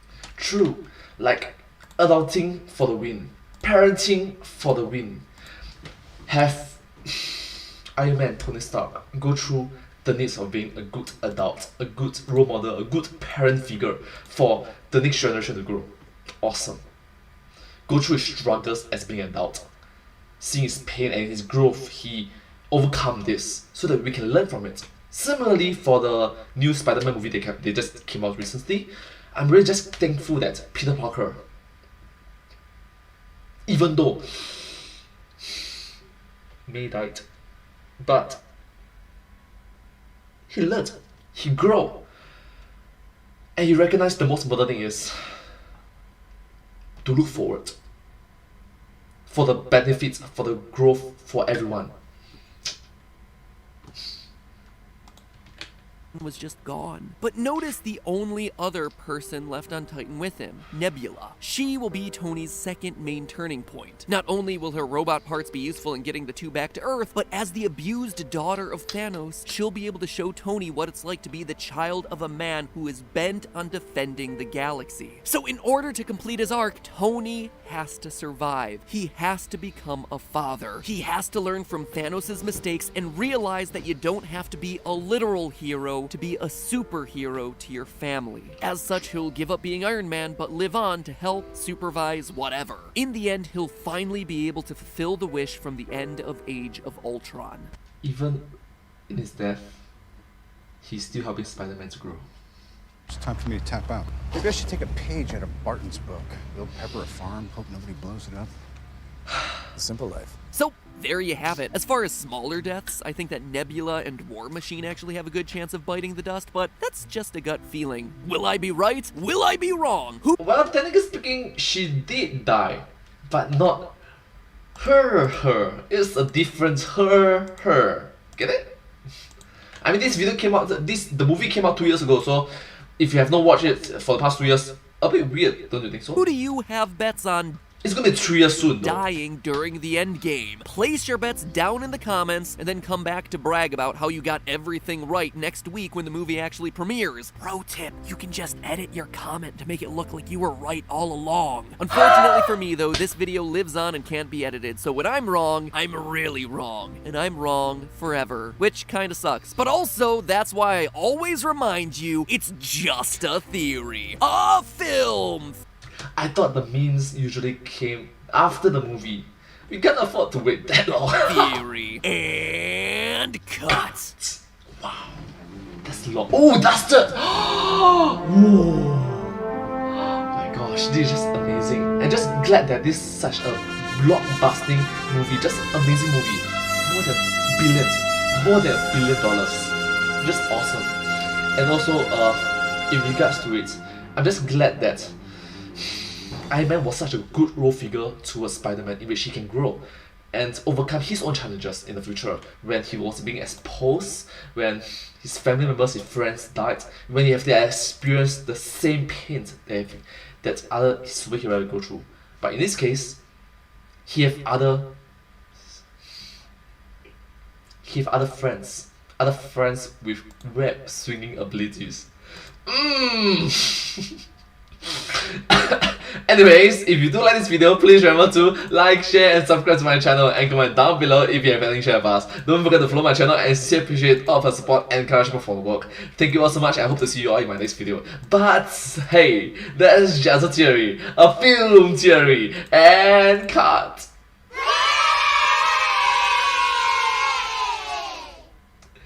And hope to see you all in my next video. Bye bye! Once again, please do remember to subscribe.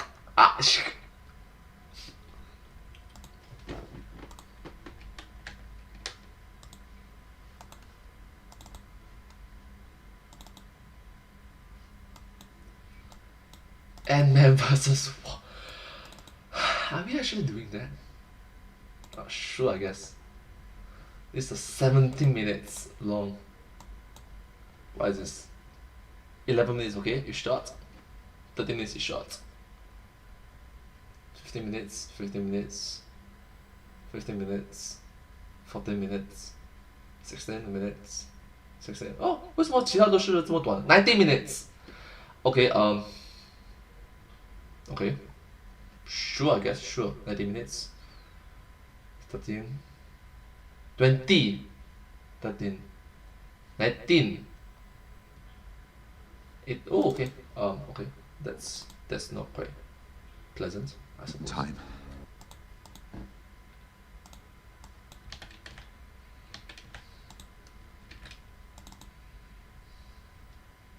Time.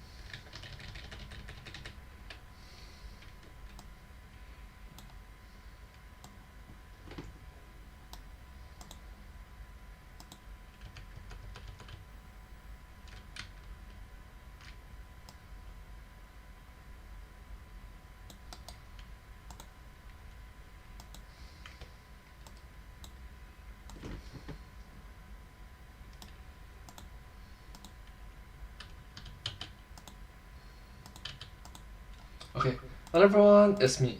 Avengers Assemble! Meanwhile.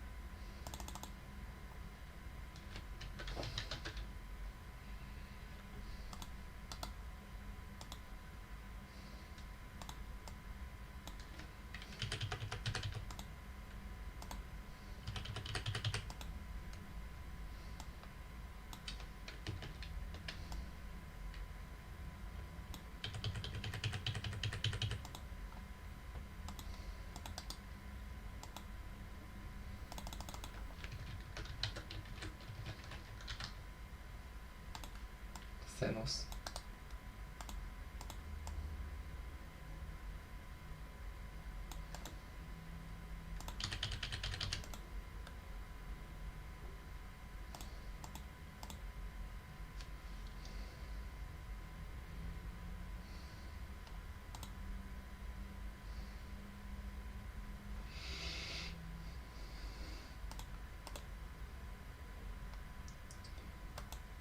Hey, sorry.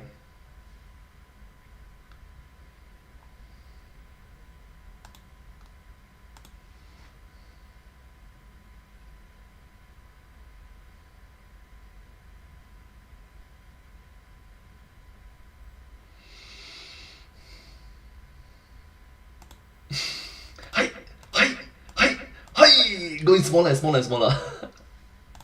Alright, one more time, one more time.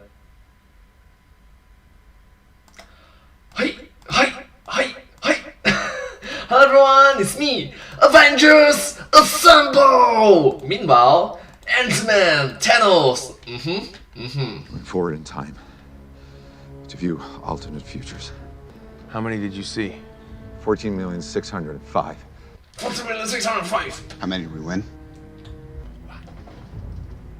One.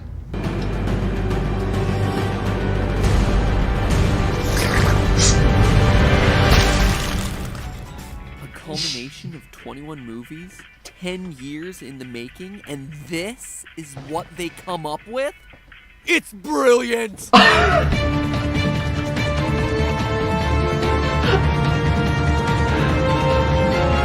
Hello, Internet. Welcome to Film Theory. Hello, Internet. Welcome to Film Theory. Hello. The rear end game of YouTube. So, it's finally here. After a year of waiting, we're finally gonna find out how a team of superheroes defeats the strongest person in the universe. How they're able to topple a warrior so great that he controls all the elements of time, space, and reality. Oh, wait. I got it. Come on, man. I messed up so badly. Gosh. One more time.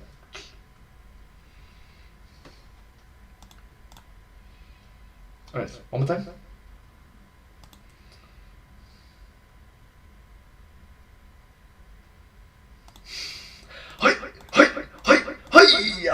Hello everyone, it's me, Avengers Assemble! Meanwhile, Thanos and Ant-Man together. One more time, it should be Ant-Man Thanos.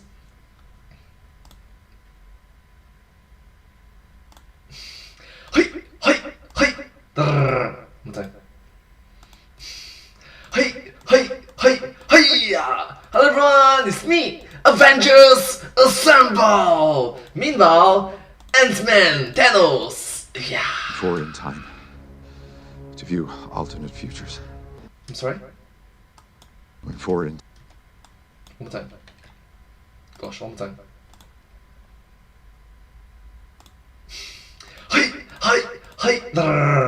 One more time. Hello everyone, it's me, Avengers Assemble! Meanwhile, Ant-Man and Thanos. Went forward in time to view alternate futures. How many did you see? 14,605,000. 14,605,000. How many did we win? One.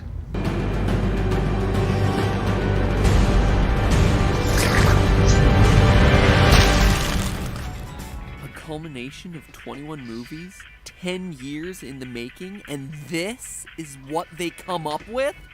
It's brilliant!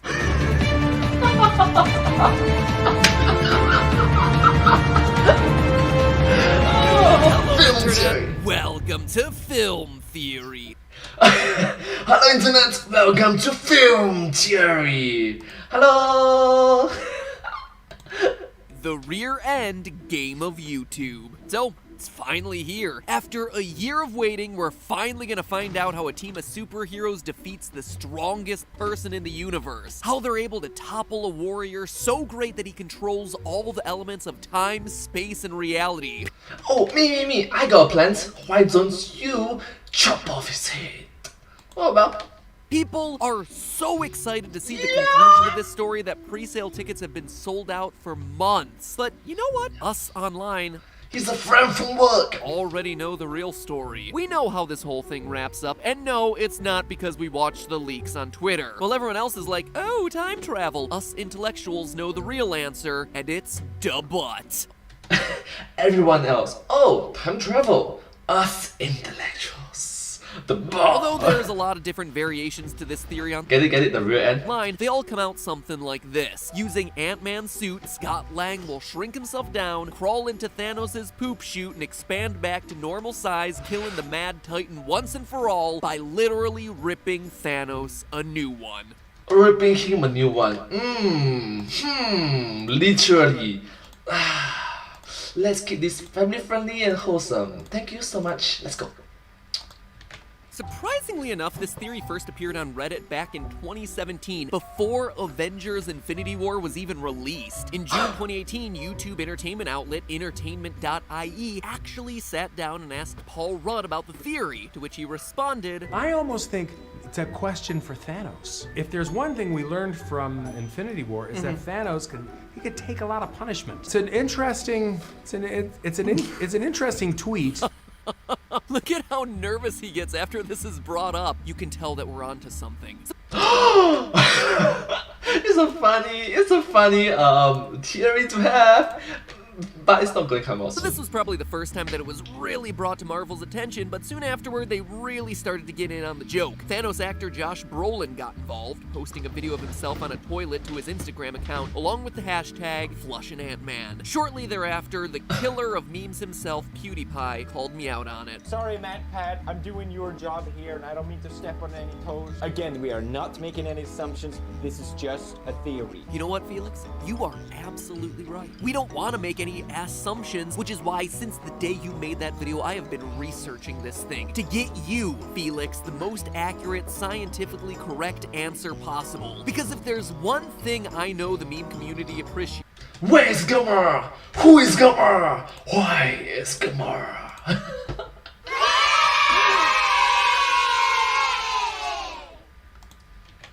it is hard-hitting scientific research on the realism of an alien's butthole. So today, Thanos is gonna find a bug up his butt, but is that gonna be enough to kill him? Using my all-powerful Theorist stone, I can only see two possible outcomes here. One, Ant-Man could succeed and give Thanos the most explosive diarrhea of his life, or two, Ant-Man's expansion is no match for Thanos' purple rectum and would actually be crushed himself when he tries to expand. It would be like the trash compactor scene from Star Wars, except in reverse. Interestingly enough, both of these outcomes do have precedent in the Marvel Cinematic Universe. In the original Ant-Man film, Scott Lang runs through ant tunnels, as one does, before expanding to normal size and breaking through the ground. However, in Ant-Man and the Wasp, Ant-Man attempts to expand, but ultimately gets constrained by the walls of the room around him. The first example shows us that Ant-Man is expanding with enough force to break through the layers of the earth above him, but the second example shows us that it's not so much force that he can break through a wall. Additionally, you'll notice that he expands as much as he can to fill that larger space, which can leave him in some pretty tight and very uncomfortable positions, though certainly not as uncomfortable as he will be soon enough. Oh my gosh! Oh, welcome home? Homecoming, but far from home. No way home. Universe demands it, Ant-Man. Oh, and just a quick insert here as we're finishing the edit on this episode. A video on this exact topic was just released yesterday by my friend Kyle Hill on his channel Because Science, and apparently he used some of the exact same examples that I did in that previous section. I'm just gonna leave a link to it in the description. It's actually a really fun analysis. Analysis? But before anyone goes claiming that one person is ripping off the other, we've actually been working on this particular episode since April 2nd, and we actually wound up using a different methodology than Kyle to solve this exact problem, which is actually a really cool coincidence, since if we both come to the same conclusion by the end of this episode, well, we just kind of verified each other's answers on this very fictional, very bizarre scenario. So anyway... Very fictional and very bizarre scenario.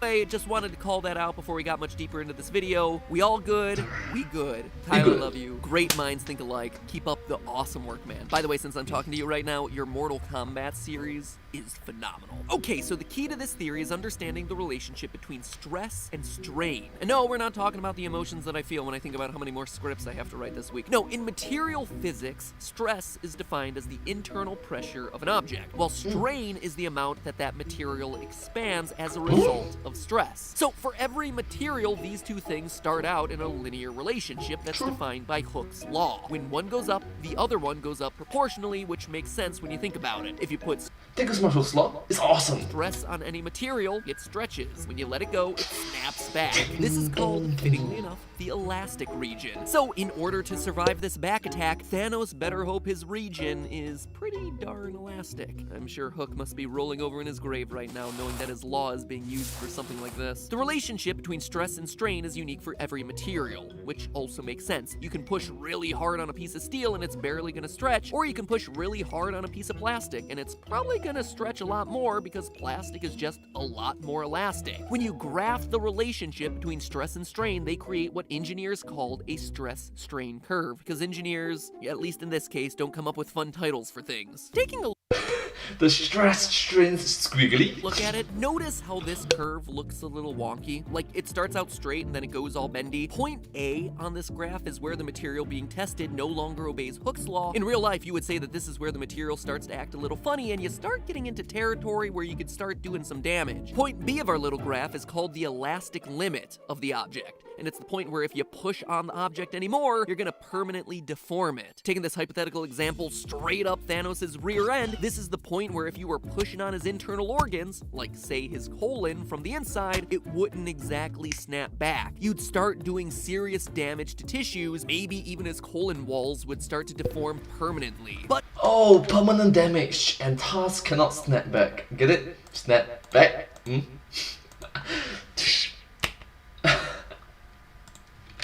we need to go way beyond that if Ant-Man is actually gonna leave a lasting impression on Thanos' digestive tract. So we need point D, the ultimate tensile strength point that represents the maximum amount of stress the object can receive, and then after this point, the material goes through a process called necking, which is a weird word to use when you're thinking about a purple alien's chubby cheeks. Necking is where the material continues to expand, but it stretches and gets really thin. And so translating this into our hypothetical Marvel scenario, this is where we'd have more and more of Thanos' anal tissue start to give way as Ant-Man's rapidly expanding suit explodes like a trip to the toilet after Chipotle. Finally, we get ourselves all the way to point E. This is the fracture point, the point where the object breaks. This is the point where there's no more cushion for the push-in, and Ant-Man breaks out. Let me just take this opportunity to remind you all that you asked for this theory. I wash my hands of this, mostly because that's what you're supposed to do after you get all up in someone's butt.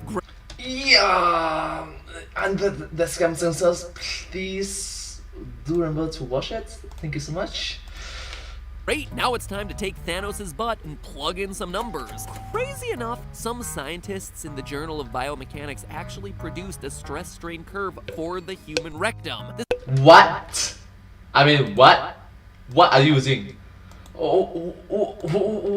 How? What? When? Why? Which? Whom? Whose? This is where all that important scientific grant money goes, ladies and gentlemen. Looking at the curve they constructed, it's apparent that the fracture point has a stress of about 0.85 megapascals and an elongation of 60% the original size of the rectum before it bursts open. Now, while that may sound like a lot because it has mega in the name, it actually doesn't stack up all that well compared to other materials around us. As a point of reference, rubber has a fracture point of 16 megapascals, whereas a human rectum is less than 1. So at first blush, it doesn't look like it should be that hard to make this theory work. And that's good because realistically, Ant-Man needs to blow this level of pressure away. I mean, it's one thing to break through the colon wall, but unless Ant-Man has taken down Thanos in one big explosion, this guy literally has the power of the universe in his hands and would easily be able to repair his own rectum if he got the chance. Or maybe, I mean, maybe with the reality stones, with the stones involved, he has 6 stones by the way, maybe, I don't know, turn his instances into vibranium material. Yeah. Using any number of stones in the gauntlet. Reality stone, boom! My colon is now made of steel. See? Space stone, boom! I've created a portal in my butt to avoid Ant-Man injuring my bum. Power stone, boom! I summon the world's greatest fart and blast Ant-Man into the quantum realm. You get the idea? So Ant-Man gets one shot. Let's see if this theory holds up or if it's just a crock-a-doo-doo. There is no obvious method to calculate the expanding force of Ant-Man, but I chose to use momentum. As a general rule of thumb, if a situation involves contact between two bodies, well then, you should probably use momentum to solve it. And this theory involves plenty of contact between two bodies. Momentum is equal to mass of an object multiplied by velocity. Ant-Man's mass is never specified by the MCU, so I just used the weight of Paul Rudd in real life, which is 171 pounds or 77.56 kilograms. Using frame-by-frame measurements, you're able to determine that Ant-Man grows 97.43 centimeters in 0.22 seconds, which produces an average velocity of 4.428 meters per second and a momentum of 343.5 Newton seconds. That number doesn't mean a whole lot, so let's keep going. Since the collision of the two objects, Ant-Man's body and Thanos's, will be over the span of 0.22 seconds, we can calculate the average force using the impulse equation, force equals momentum divided by time. This gives us an average force of 1,561 newtons, or about half the maximum force that Olympic caliber weightlifters can achieve. After converting that force to a pressure, which equals 3,181 pascals, we can finally calculate the tensile strength and then compare it with the ultimate tensile strength that we found earlier. If we assume that colons are basically cylinders, which is a pretty reasonable assumption, we can use this handy-dandy equation. The tensile strength... But you must recognize that is for human Earthlings. We are talking about Thanos, the Mad Titan. The Mad Titan have similar as us. exerted on the walls of the intestine is equal to the internal pressure multiplied by the ratio of the cylinder's radius to the thickness of the walls. According to a study by the National Institute of Health, the ratio here would be 25. Plugging in all those numbers, the final tensile stress of Ant-Man expanding in the colon is 79,525 pascals. This is certainly a significant amount of stress, but it comes nowhere close to the required 850,000 pascals that we determined earlier. Looking back at that stress-strain curve for the human rectum, this amount of pressure would cause Thanos' intestines to expand by 60%, which is impressive, but nowhere close to the 280% that we need to break it. Ant-Man would barely get to be more than a moderately sized poo in there. Not to be too graphic, but also, you knew what you were getting yourself into when you clicked on this video. In fact, not only does Ant-Man not put a dent in Thanos' butt, literally or figuratively, it's actually safe to assume that this maneuver would completely backfire. Ultimately, this would kill Ant-Man. Consider this. Stephen W. Cranford, an engineering professor at Northeastern University, actually calculated the strength of Thanos and concluded how much stronger he would be than a normal human being. Yes, a real-life college professor at a respected university actually spent time thinking through this and then wrote it up and published a paper. Wonder if he's looking for a new job. Okay.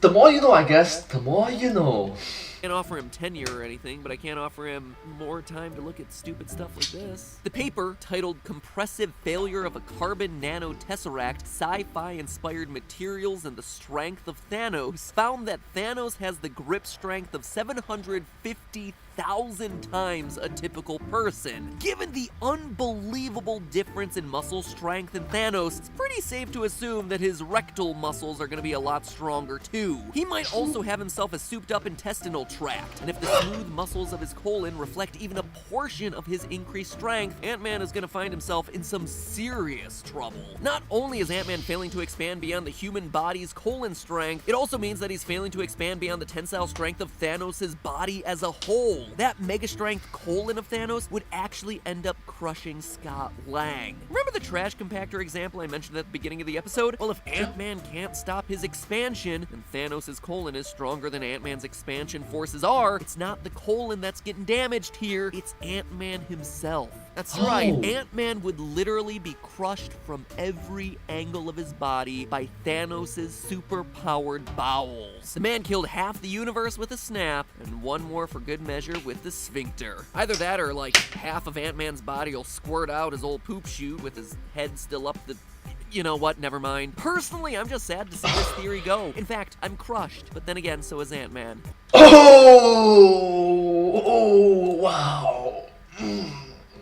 That escalated quickly. Crushed within Thanos' beefy buttocks. And that's why this is just a theory. A film Let me in!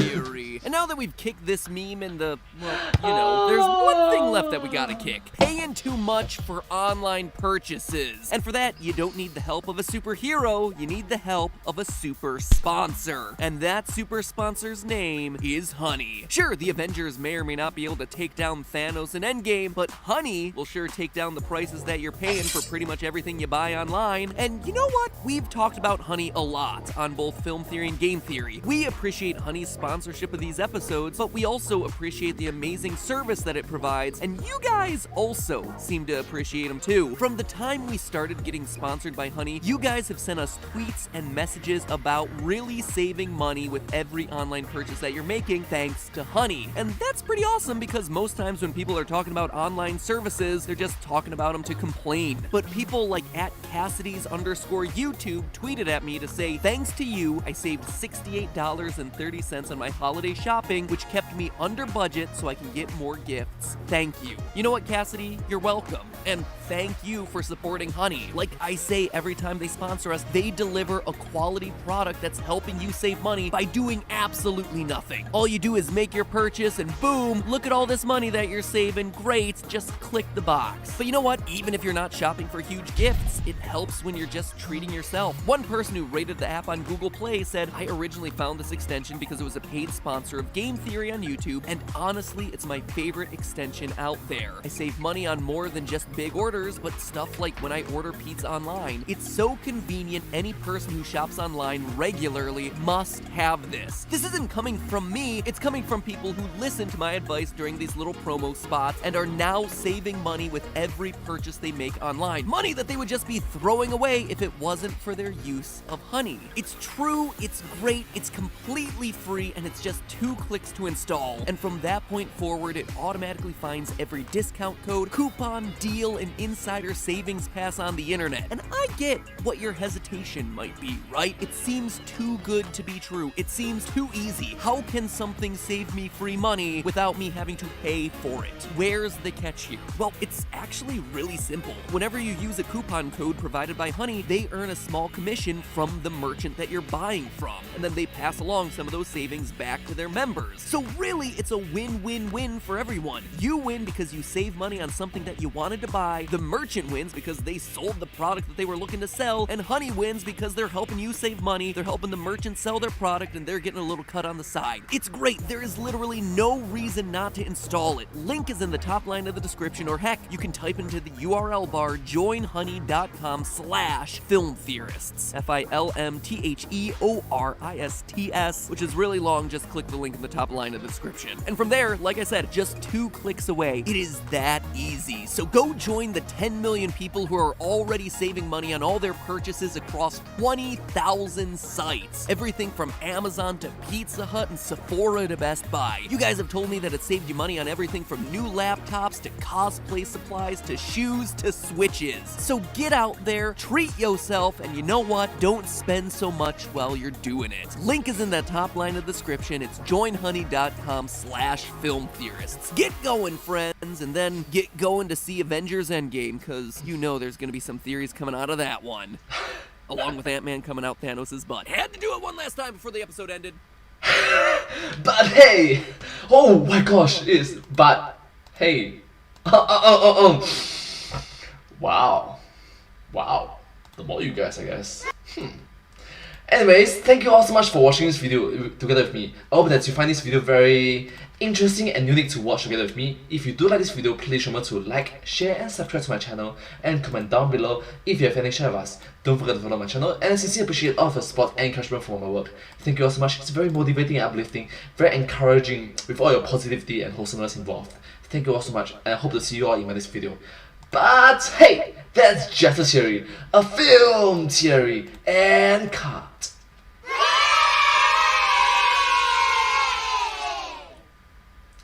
And I hope to see you all in my next video. Bye! Thank you so much. Once again, it's subscribe. Alright, that's awesome.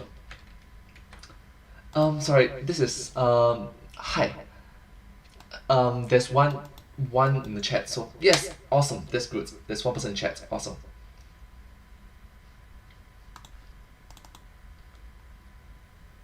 How many more videos do I go? I want to go 6 videos per day lah. There's 2 more videos. 2 more videos. I remember this is a short one, right? Oh, this is an 11-minute one. Awesome.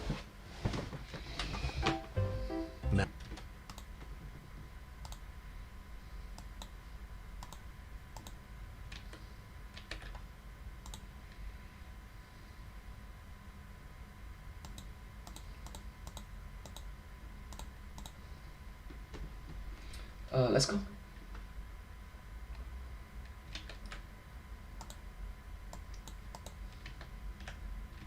What is this?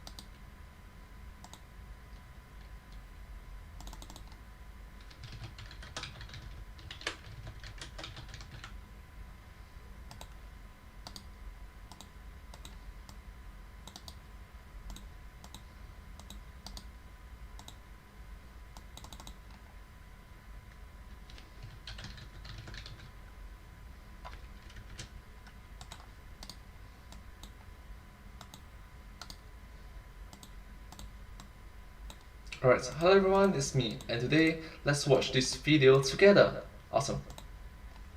Let's go.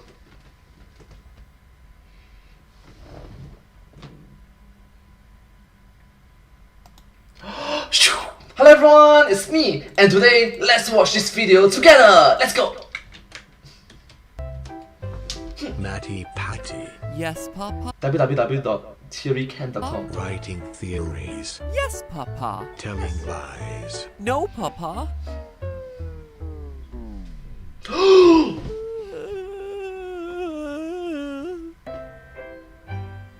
That's weird. Fortnite. This taste is the taste of a liar. Matty Patty.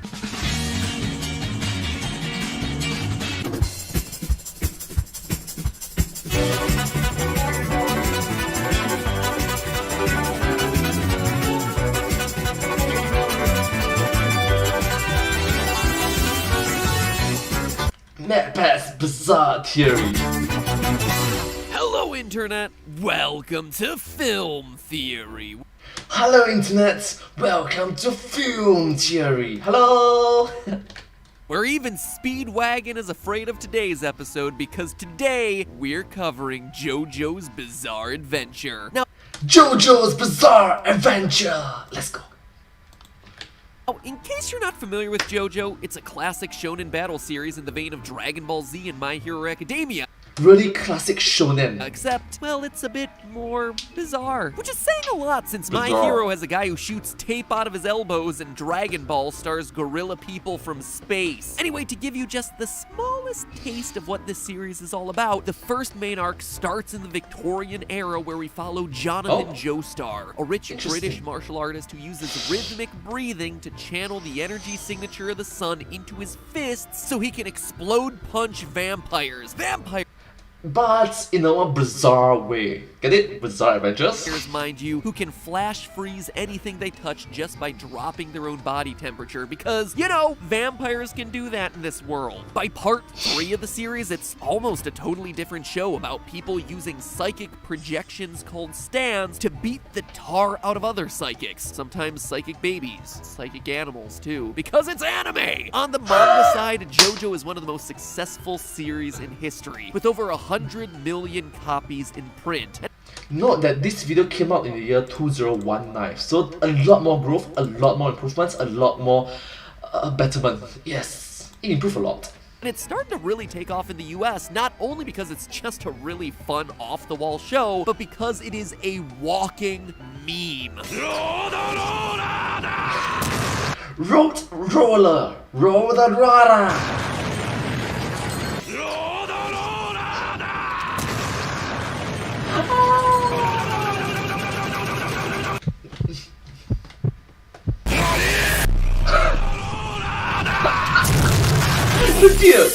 Yes, you saw that scene right. It's a man freezing time to drop a steamroller onto his opponent. But oh no, friends, that's not just any man.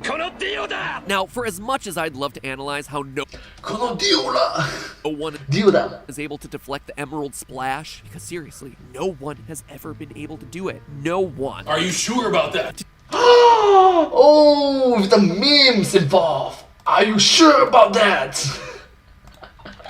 Today I have my sights set on a different moment. You see, each part of JJBA stars a new cast of characters, and today I want to cover a meme from its most Alright, so you mentioned JJBA, JoJo's Bizarre Adventures. recent anime season, covering one of the best arcs that the show has seen so far, Golden Wind, where the JoJo story moves away from vampires in Victorian England and instead moves to Italy to fight against some mob bosses. To set the stage, we meet Giorno Giovanna, a petty crook who's living in Italy and has hair that looks like a plate of pasta, specifically manicotti. When he accidentally kills a gangster named Leaky Eye Luca, who's leaning on him for some protection money, our hero ends up over his head. Riding the trolley later that day, he's confronted by Bruno, a mafia lieutenant in charge of investigating Luca's death. Bruno here has two pretty impressive abilities. First, he can create zippers on any surface in order to travel through space and tear objects apart. Oh yeah! And secondly, and more importantly for our purposes today, he has a remarkable sense of taste. That might not seem as impressive as interdimensional zippers, but just wait, it leads us to one of this show's most enduring memes. He claims to be able to tell whether or not Giorno is lying simply by licking his sweat.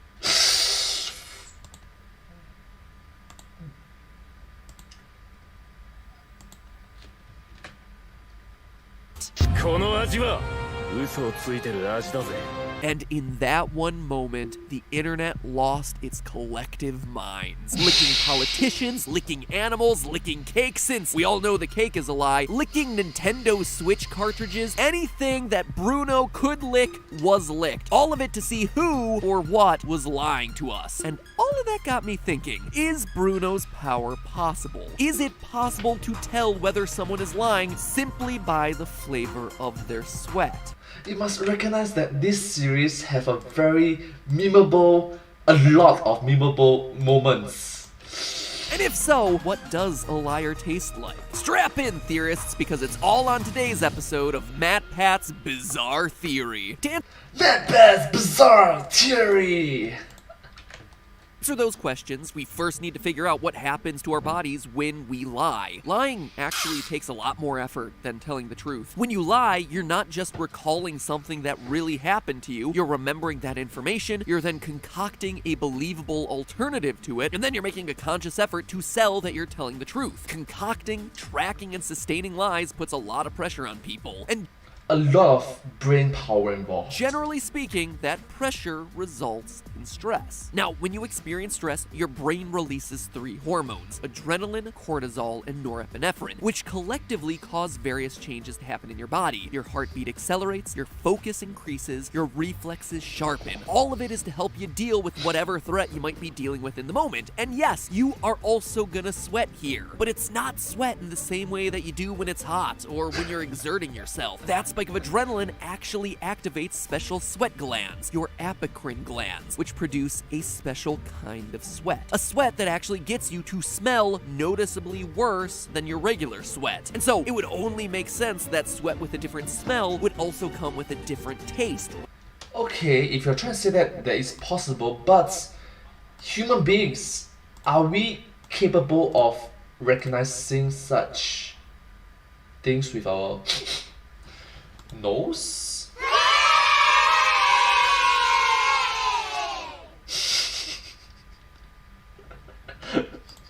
Sorry.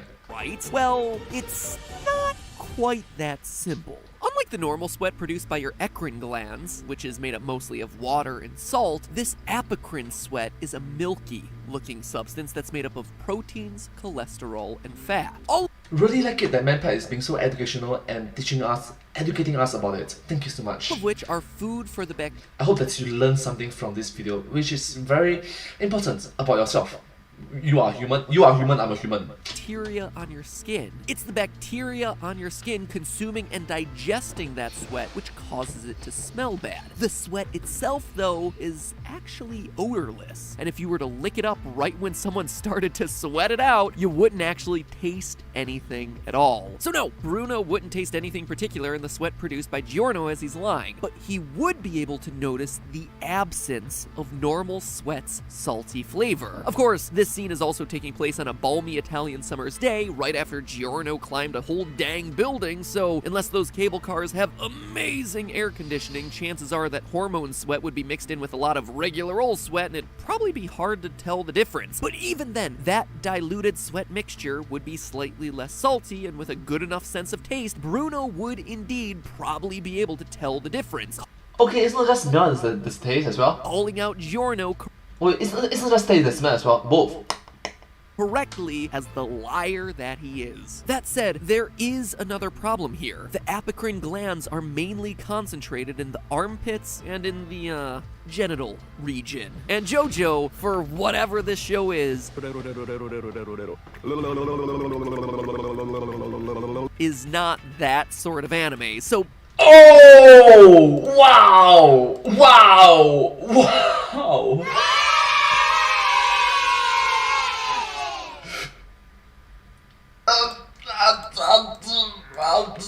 Bruno isn't exactly licking the right spots, if you get what I mean, to get into— Oh! Alright, let's pause there for a while first. Alright. All of you, please remember to breathe in and out. Breathe in and out. Let's stay humble, let's be positive, wholesome, family friendly. Thank you so much.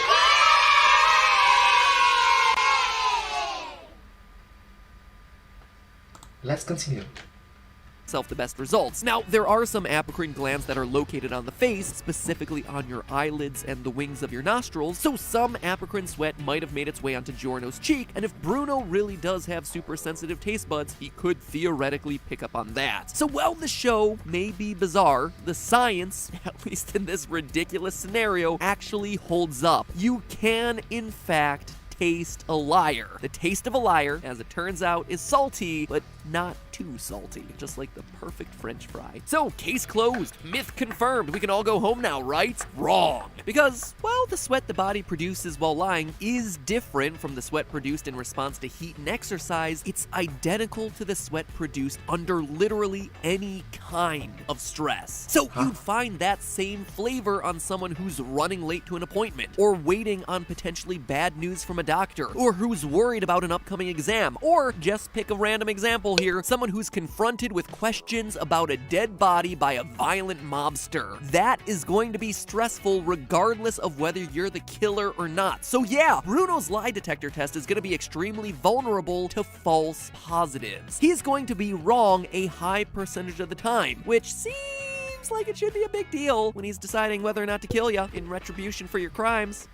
True, there is the false positive that we need to take into consideration as well. But false positives happen all the time in real-world lie detection too, so Bruno's in good company. In real life, we may not be licking people during interrogations to see if they're lying, but we are doing something that's pretty darn similar. You see, the polygraph test, or lie detector test, works on similar properties to Bruno's taste test. While they don't measure the composition of sweat, they do measure factors like the amount of sweat, blood pressure, pulse, breathing, all to determine whether or not a subject is aroused when answering the question. Not that sort of arousal. Grow up. In essence, holy, oh my gosh, this episode is this. My goodness. Okay, MadPat, let's have a talk here. Alright, MadPat, are you alright? Are you doing good? Everything okay? Buddy, you're doing good? Are you having a great day? Awesome? Alright, let's continue. Keep this family friendly, keep this wholesome, and let's be welcoming and understanding toward everyone. Thank you. The polygraph test looks for signs of stress in an examinee in order to determine whether they're stressed when answering questions, which in turn could lead to the conclusion that they're lying. And in order to mitigate the possibility that sources of stress other than lying will mess with the results, there are actually strict procedures that must be followed in administering these sorts of exams, requiring that the exam happen in environments free from distraction and at times when the examinee isn't going to be feeling excessive levels of emotion. And even then, even when all of those factors are at play, still, polygraphs, according to the most favorable reports, are right maybe like 85% of the time. But don't get too excited, some say the accuracy is actually a whole lot lower. According to polygraph critic David Lycan, polygraph tests have a 65% chance of actually catching a liar, which is not a great accuracy rate. That is a low D on your report card. The National Research Council found no evidence of the polygraph's validity, and according to the Journal of Forensic Psychology Practice, 2/3 of the scientific community with the necessary experience to evaluate polygraph results actually considered the whole thing to be a glorified pseudoscience. So here we have Bruno licking faces once again, running his interrogation on a noisy, crowded trolley. That doesn't exactly meet the requirements for a sterile, distraction-free testing environment, and while some might disagree, I would argue that Giorno suddenly finding a dismembered human eyeball in his hand would qualify as an emotionally charged event that might prompt some stressful sweating, again, increasing the chance for a false positive even more. Long story short here, Bruno is working with fewer data points and is significantly biasing his own results with bad testing methodology. So if that's the case, you don't have to go through all these hurdles, all these justifications, this righteousness to just say that you are a bad guy, I'm gonna kill you. You're a good guy, I'm gonna kill you. Either ways. Real question we should be asking here isn't what does a liar taste like, it's more like how many innocent people has Bruno zipped in half as a result of bad interrogation techniques and shaky science. Someone do me a favor and drop a steamroller on that guy's head. But hey, that's just a theory. A film theory. And...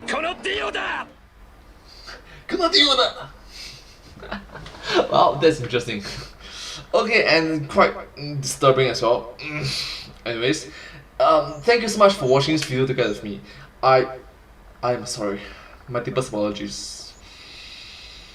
Please forgive me. I am sorry.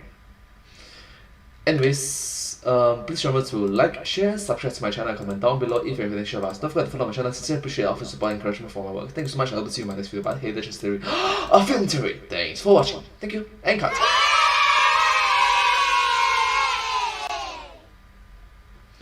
And I hope to see you in my next video. Bye bye. Thank you so much. Subscribe to my channel. Thank you.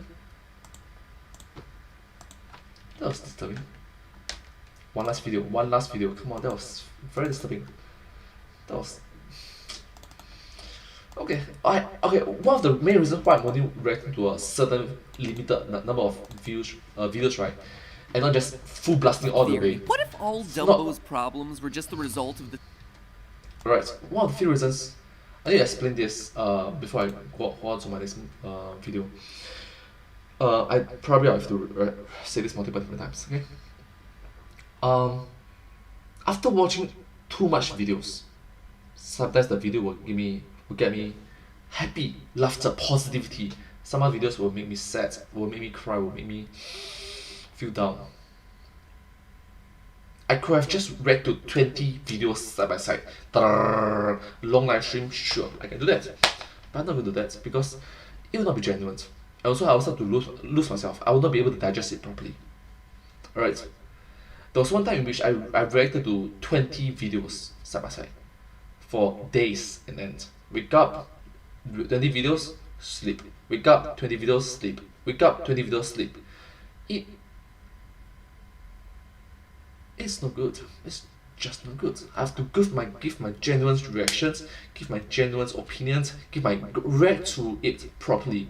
It not just like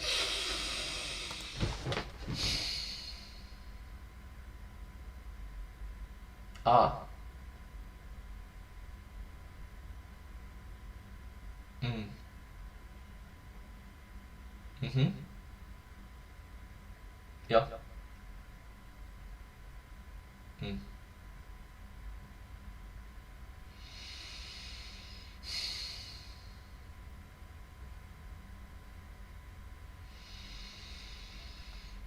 I can't do that. It's just bad, you know. I'll try to watch all these videos from the film theorists, the food theorists, and game theorists. It's because I want to pay homage to the theorist community. I know that I've literally for more than 4 years worth of stuff to react to. If every single piece takes minimum 1.5 months, it's gonna be 2 months, yeah, anyways. 1.5 months, okay? 1.5 months. 4 is 4 videos. 1.5, 3. 1.5, 6. 6 months just react to 2020, 2021, 2020, 2021, 2021. 6 months minimum. 1 day per day, 1 video per day. I can just speed through all this, but I'm not gonna do it. It's just irresponsible because during the period of 6 months, in which I'm ready to do it, there's new videos coming out from the game theorists, the film theorists as well. Then there's new coming, and then I will change. My behavior will change. My personality will change. For the better, for the worse, it will happen. My hairstyle will change. You can see it's just there. It will happen. It will happen. So I want to stay true to myself, and yeah, that's that. Anyways, let's get through it.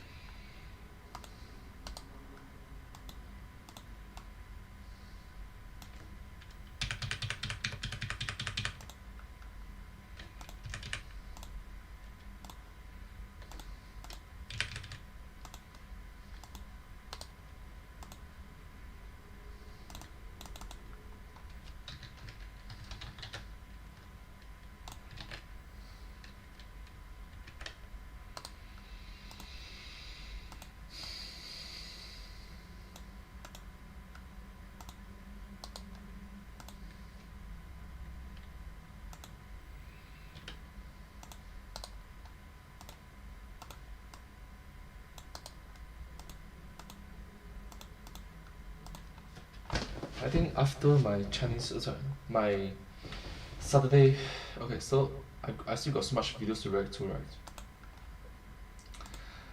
Right now it's at number 185. So I still got let's say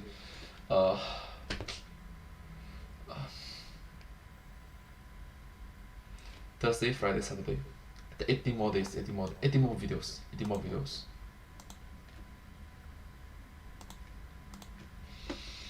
Alright, that means all these videos, and after that I still got, after 18 more videos I still got 60 more videos. By the time it's definitely within January, mid-January. By the time I finish, alright, tomorrow I'm going to react to 6 videos, the next day I'm going to 6 videos, the next day after that 6 videos. 6 videos, okay? And after that I'm going to place a pause on it. Place some pause onto it. I'm going to start working out. Because by the time I finish that video, right, it's going to be uploaded on mid-January, if I'm not wrong, mid-January. I still got time to, okay? Of course, if there's new videos from the game Theorists, I will still continue to react to it. But in the meantime, I'm going to focus on myself. I'm going to get my 6 packs, get my 2 packs, then 4 packs, then 6 packs. Okay. So yeah, hopefully it works out. Hopefully it works out. Yeah. So it's probably like what? 1 week of.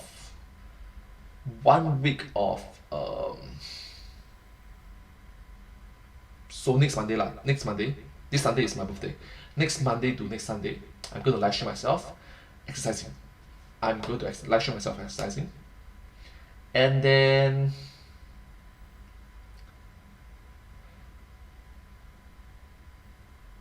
after that, I'm going to actually, you know what? Next week, right? 6 days. There's 7 days, right? 7 days. I'm going to exercise. Monday, Tuesday, Wednesday, exercise. Thursday, do reaction videos. For 6 videos as well, because I don't want to overwhelm myself. Then Friday, Saturday, Sunday, exercise. Sounds good? Yeah, sounds good. So 1, 2, 3, 4, 6. So by the time everything finished, right, will probably be like 10 videos left. 10 videos left. I'm sorry. So 10 videos left will probably be like mid or late January. 10 videos I can finish in 1 day.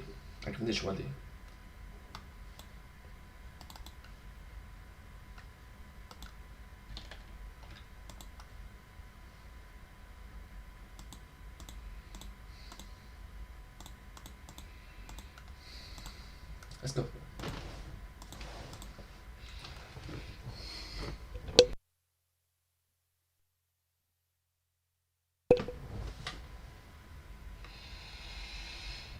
Hey! Hello everyone, it's me! And today, let's watch Disney's Dumbo together. Let's go.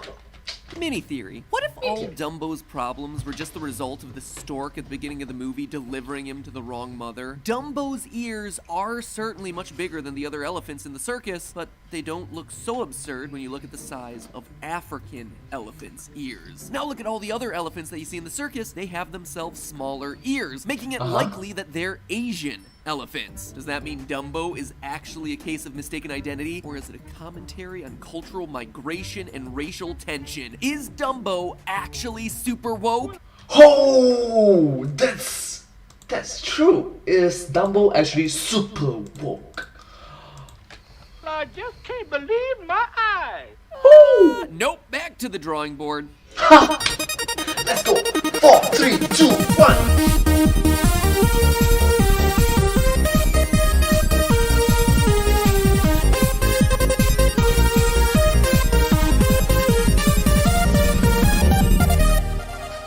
Internet, welcome to Film Theory.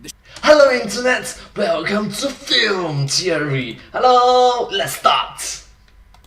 Show that proves a theorist, much like an elephant, never forgets. To overanalyze, that is. With the recent release of Tim Burton's part live action, part CGI, all weird version of Dumbo, I've been thinking about Disney's iconic original from 1941. Now, I respect this movie for a lot of reasons, but today I respect it mostly for its brevity. It's rare that I get to do a film theory on a movie that is only 64 minutes long. Endgame, love you, but you're gonna have to build in a pee break or find an editor who can make some hard choices. Take a lesson from Dumbo here, friend. Brevity is next to godliness. And keeping it brief is probably the best thing for Dumbo since, you know, it's a movie loaded with racial stereotypes.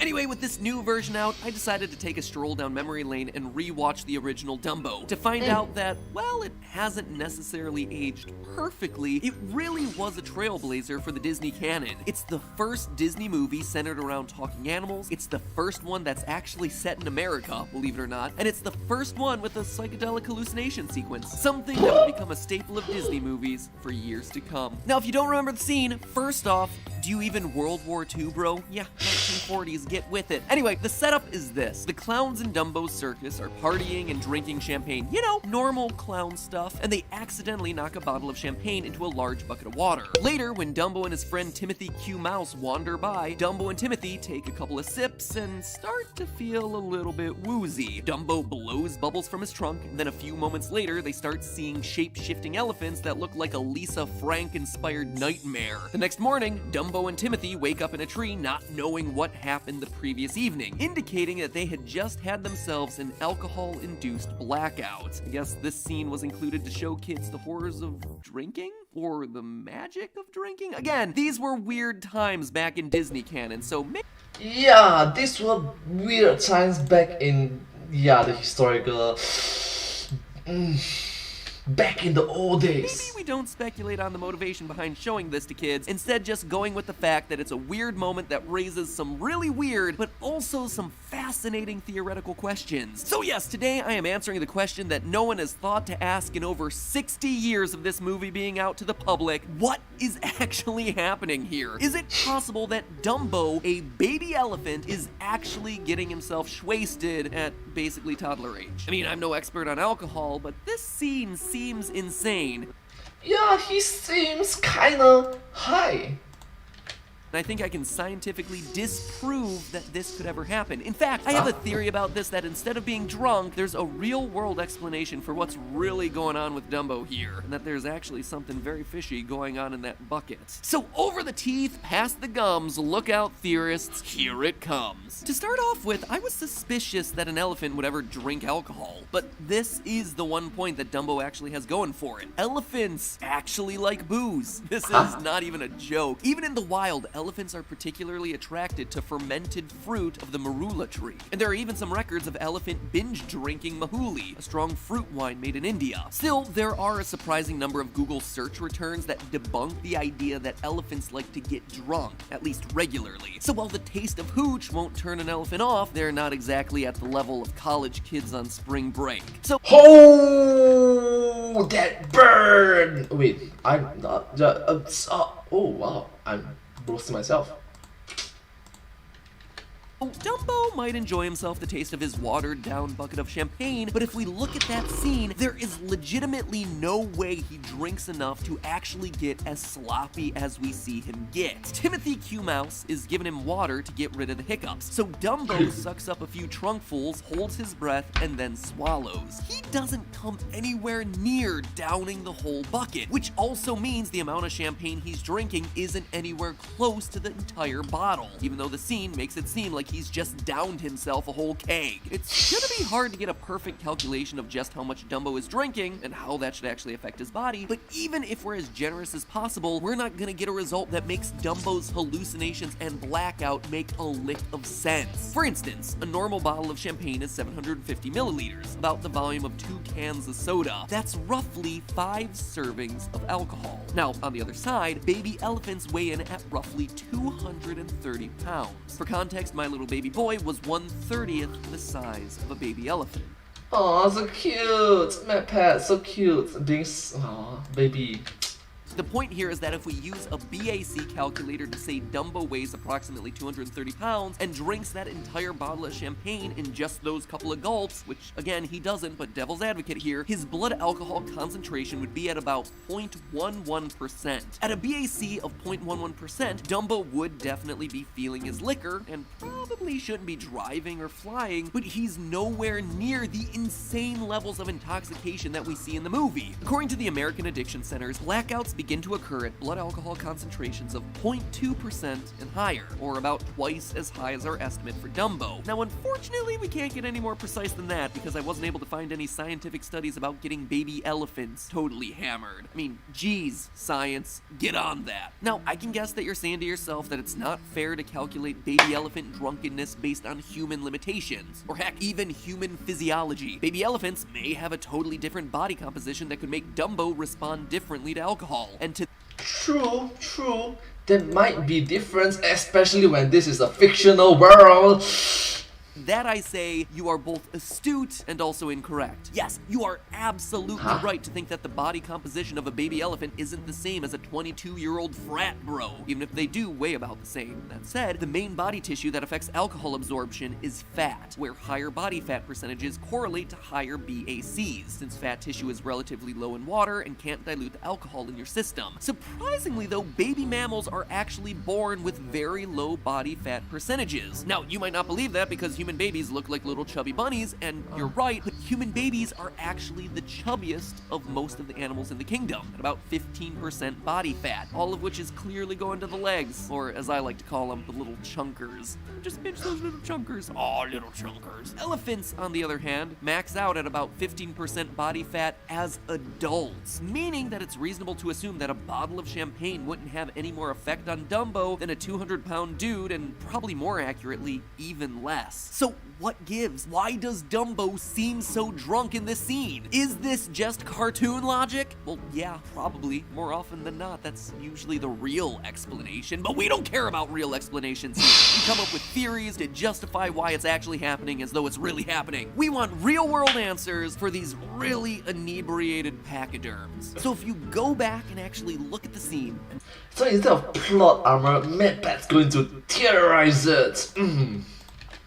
What happens in it, it becomes apparent that something else is likely going on here. Sure, a bubble comes out of his nose, his eyes go a little sleepy-like, and he generally seems to be a happy, mellow drunk, which is one of the best drunks, so good on you, Dumbo. But then, you see that immediately after he takes a drink, he starts seeing hallucinations of pink elephants. And then all of a sudden, we enter a Dumbo Bizarriverse. But guess what? Alcohol doesn't make you hallucinate. If we go back to the scale from the American Addiction Centers that describes what happens to the body at various BACs, it confirms that your brain will literally start to shut down before it starts making up anything like a pink elephant. And for those of you who are the stickliest of sticklers, yes, there are a couple of liquors that have historically been thought to have hallucinogenic properties, stuff like absinthe. But remember that we know Dumbo is drinking champagne. That is not what's going on here. So what is going on here? So it's about the different alcohol involved, and this baby is drinking champagne. Can't mess it up. Well, it turns out there's another way to explain the crazy things that Dumbo and Timothy Q. Mouse see. And to figure out what that is, we need to look closer at what the heck was going on in those hallucinations. Did you know that not all hallucinogens are created equally? They're actually split into three major categories: psychedelics, dissociatives, and deliriants. Now, psychedelics, dissociative, delirious. I'm a control freak who gets nervous about taking too many ibuprofen for a headache, so the information I give you about hallucinogens is rooted squarely in my research and not in my own personal experiences. Yes, taking too much ibuprofen is bad for your body, right? So take that for... Like, case in point, you don't just down one entire bottle per day. You don't do that. What it is. Because drugs are bad, okay? The first category, psychedelics, include the things that all the hippies wrote songs about back in the 70s, before immediately going to rehab. Stuff like LSD, shrooms, peyote. Those psychedelics enhance or alter things that are real, like seeing the colors or shapes in a picture changing or blending. Dissociatives, like ketamine or nitrous oxide, are associated with the feeling of stepping out of your own body, or like you're dreaming, but you know that you're powerless to stop it, which honestly sounds like the worst experience ever, but again, you do you, internet. Deliriants aren't generally used on purpose because they cause nightmarish swings in mood and extreme confusion that they would never be considered fun. Remember Atropa belladonna, the poison that we concluded was in Snow White's apple?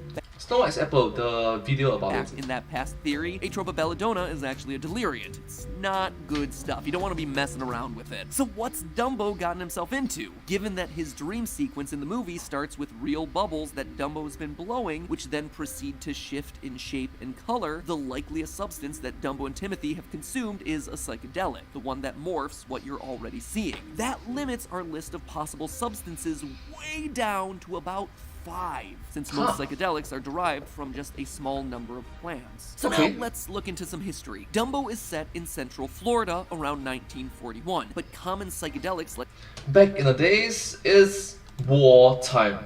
Unfortunately speaking, it is wartime. LSD weren't synthesized in a lab until 1943, and would have been very unlikely to end up anywhere near Dumbo. So what we're really looking for here is a naturally occurring substance, probably a plant. That makes mescaline a possibility until you consider that it's derived from the peyote cactus, and Central Florida is not a native home to that particular cacti. Nor do we ever see a cactus in the film, but there is a psychedelic that can grow in the wild in the same area that we're looking at in Dumbo. It's called psilocybe cubennis, aka the magic mushroom. These mushrooms grow naturally in the wild, including in Florida. They have psychedelic effects, and they don't require a large dose to actually get those effects. Literally, it's just a gram or two of the stuff, and it causes plenty of hallucinations. From, baby elephants, okay. It works. Now, you might be saying that all of this is circumstantial evidence. I mean, just because Dumbo experiences the effects of consuming a psychedelic mushroom that can grow in the wild near his circus doesn't really mean a whole heck of a lot. It's not like there's any reason to believe that those mushrooms would be more likely to be in and around his particular circus, right? Wrong. You see, psilocybe cubennis is what's known as a coprophilous fungus. In layman's terms, it likes to grow and poop. The way these fungi reproduce is that they release their spores through the air to land on nearby vegetation, so, the more you think about it, it's more like, surprise! Which, when eaten by herbivores, gets completely passed through their digestive systems and then out the poopy end, where the mushrooms then grow in whatever comes out. So, what would be a great place for psilocybe cubennis to grow? A circus that houses elephants and hippos that are eating tons and tons of vegetation, thereby creating more and more spores. That water bucket that Dumbo and Timothy drink from has been sitting outside. Heck, it even looks pretty dirty in the movie. It happens to be in the perfect habitat for psychedelic mushrooms, and with the optimal growing conditions for the mushrooms around it. Honestly, I'd be more surprised if that water weren't contaminated with some hallucinogen, and it's certainly no surprise that Dumbo gets himself a bit trippy after chugging a few trunkfuls. So there you have it, friends. Dumbo isn't drunk. It is simply not believable that he would black out after a few sips of diluted champagne water. Instead, he just got himself the wrong end of a potent little mushroom.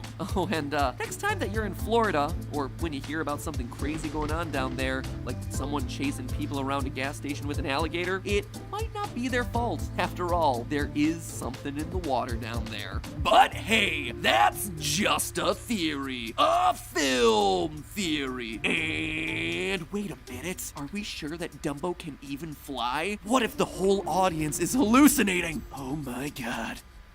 The bitter irony of this whole thing is that it's a children's movie, a Disney animated children's movie, and yet I guarantee this video gets demonetized for talking about it. It's not our fault that times have changed, people. Okay, I guess the more you know, suppose. Anyways, if you don't like this video, please remember to like, share, and subscribe to my channel, and comment down below if you have things of us. Don't forget to follow my channel, and I sincerely appreciate all of your support and encouragement for my work. Thank you so much. Genuinely grateful for it. If you do like this video, yes, I hope that you guys watch my other videos as well, so thank you so much. But hey, that's just a theory. A film theory. And cut. And I hope to see you all in my next video. Bye-bye! Bye-bye, bye-bye. Subscribe. Thank you. And that's gonna be the end of my videos. Tomorrow is gonna be the 6th video as well.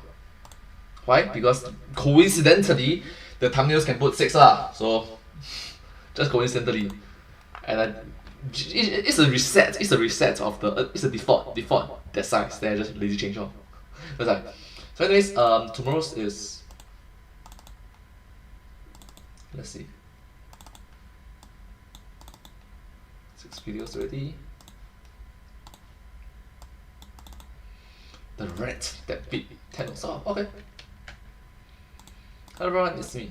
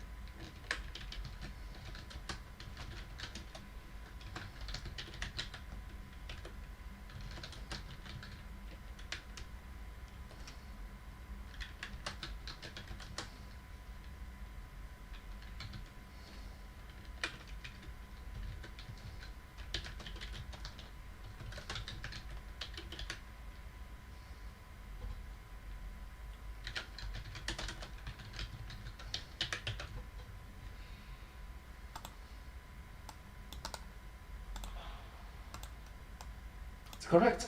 Red who push a button. Meanwhile, the true hero.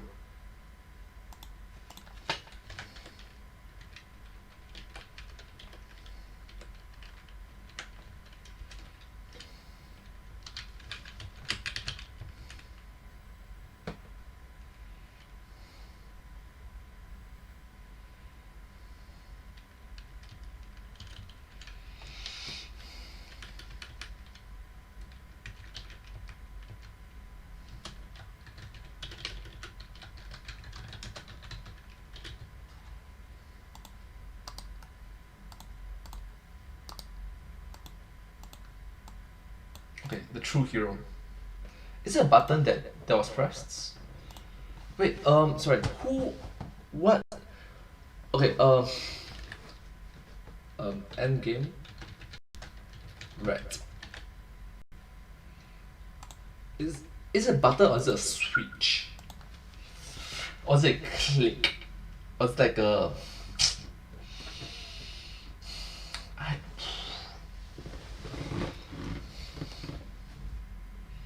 Is it pressing or pushing? Or this stepping?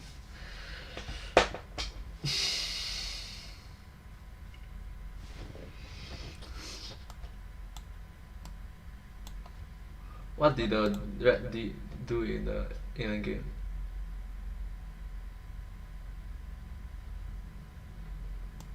Activate.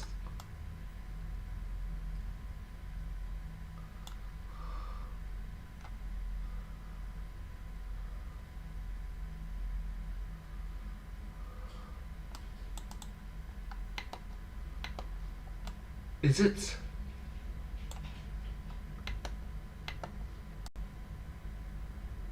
Anyways, I'm gonna end my video soon.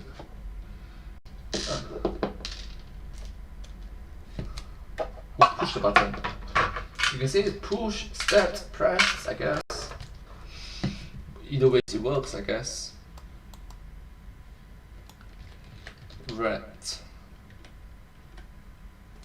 The rat ran across. If I have not been so trick the mechanism. Trick the mechanism.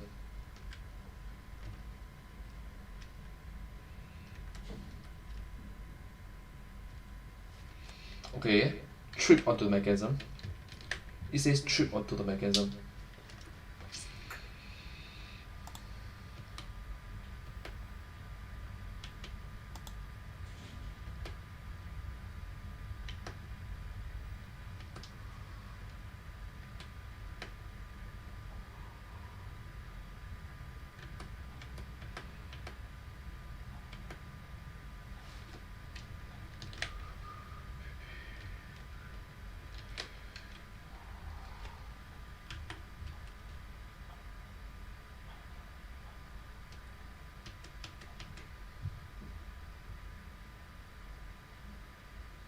pushing the button. By pushing the button. Button pushing the reds. Okay, anyways, thank you all so much for coming over to my live stream, and hope to see you in my next live stream. But hey, that's just a stream. A live stream! Thanks for watching. Thank you so much. Hope to see you next time.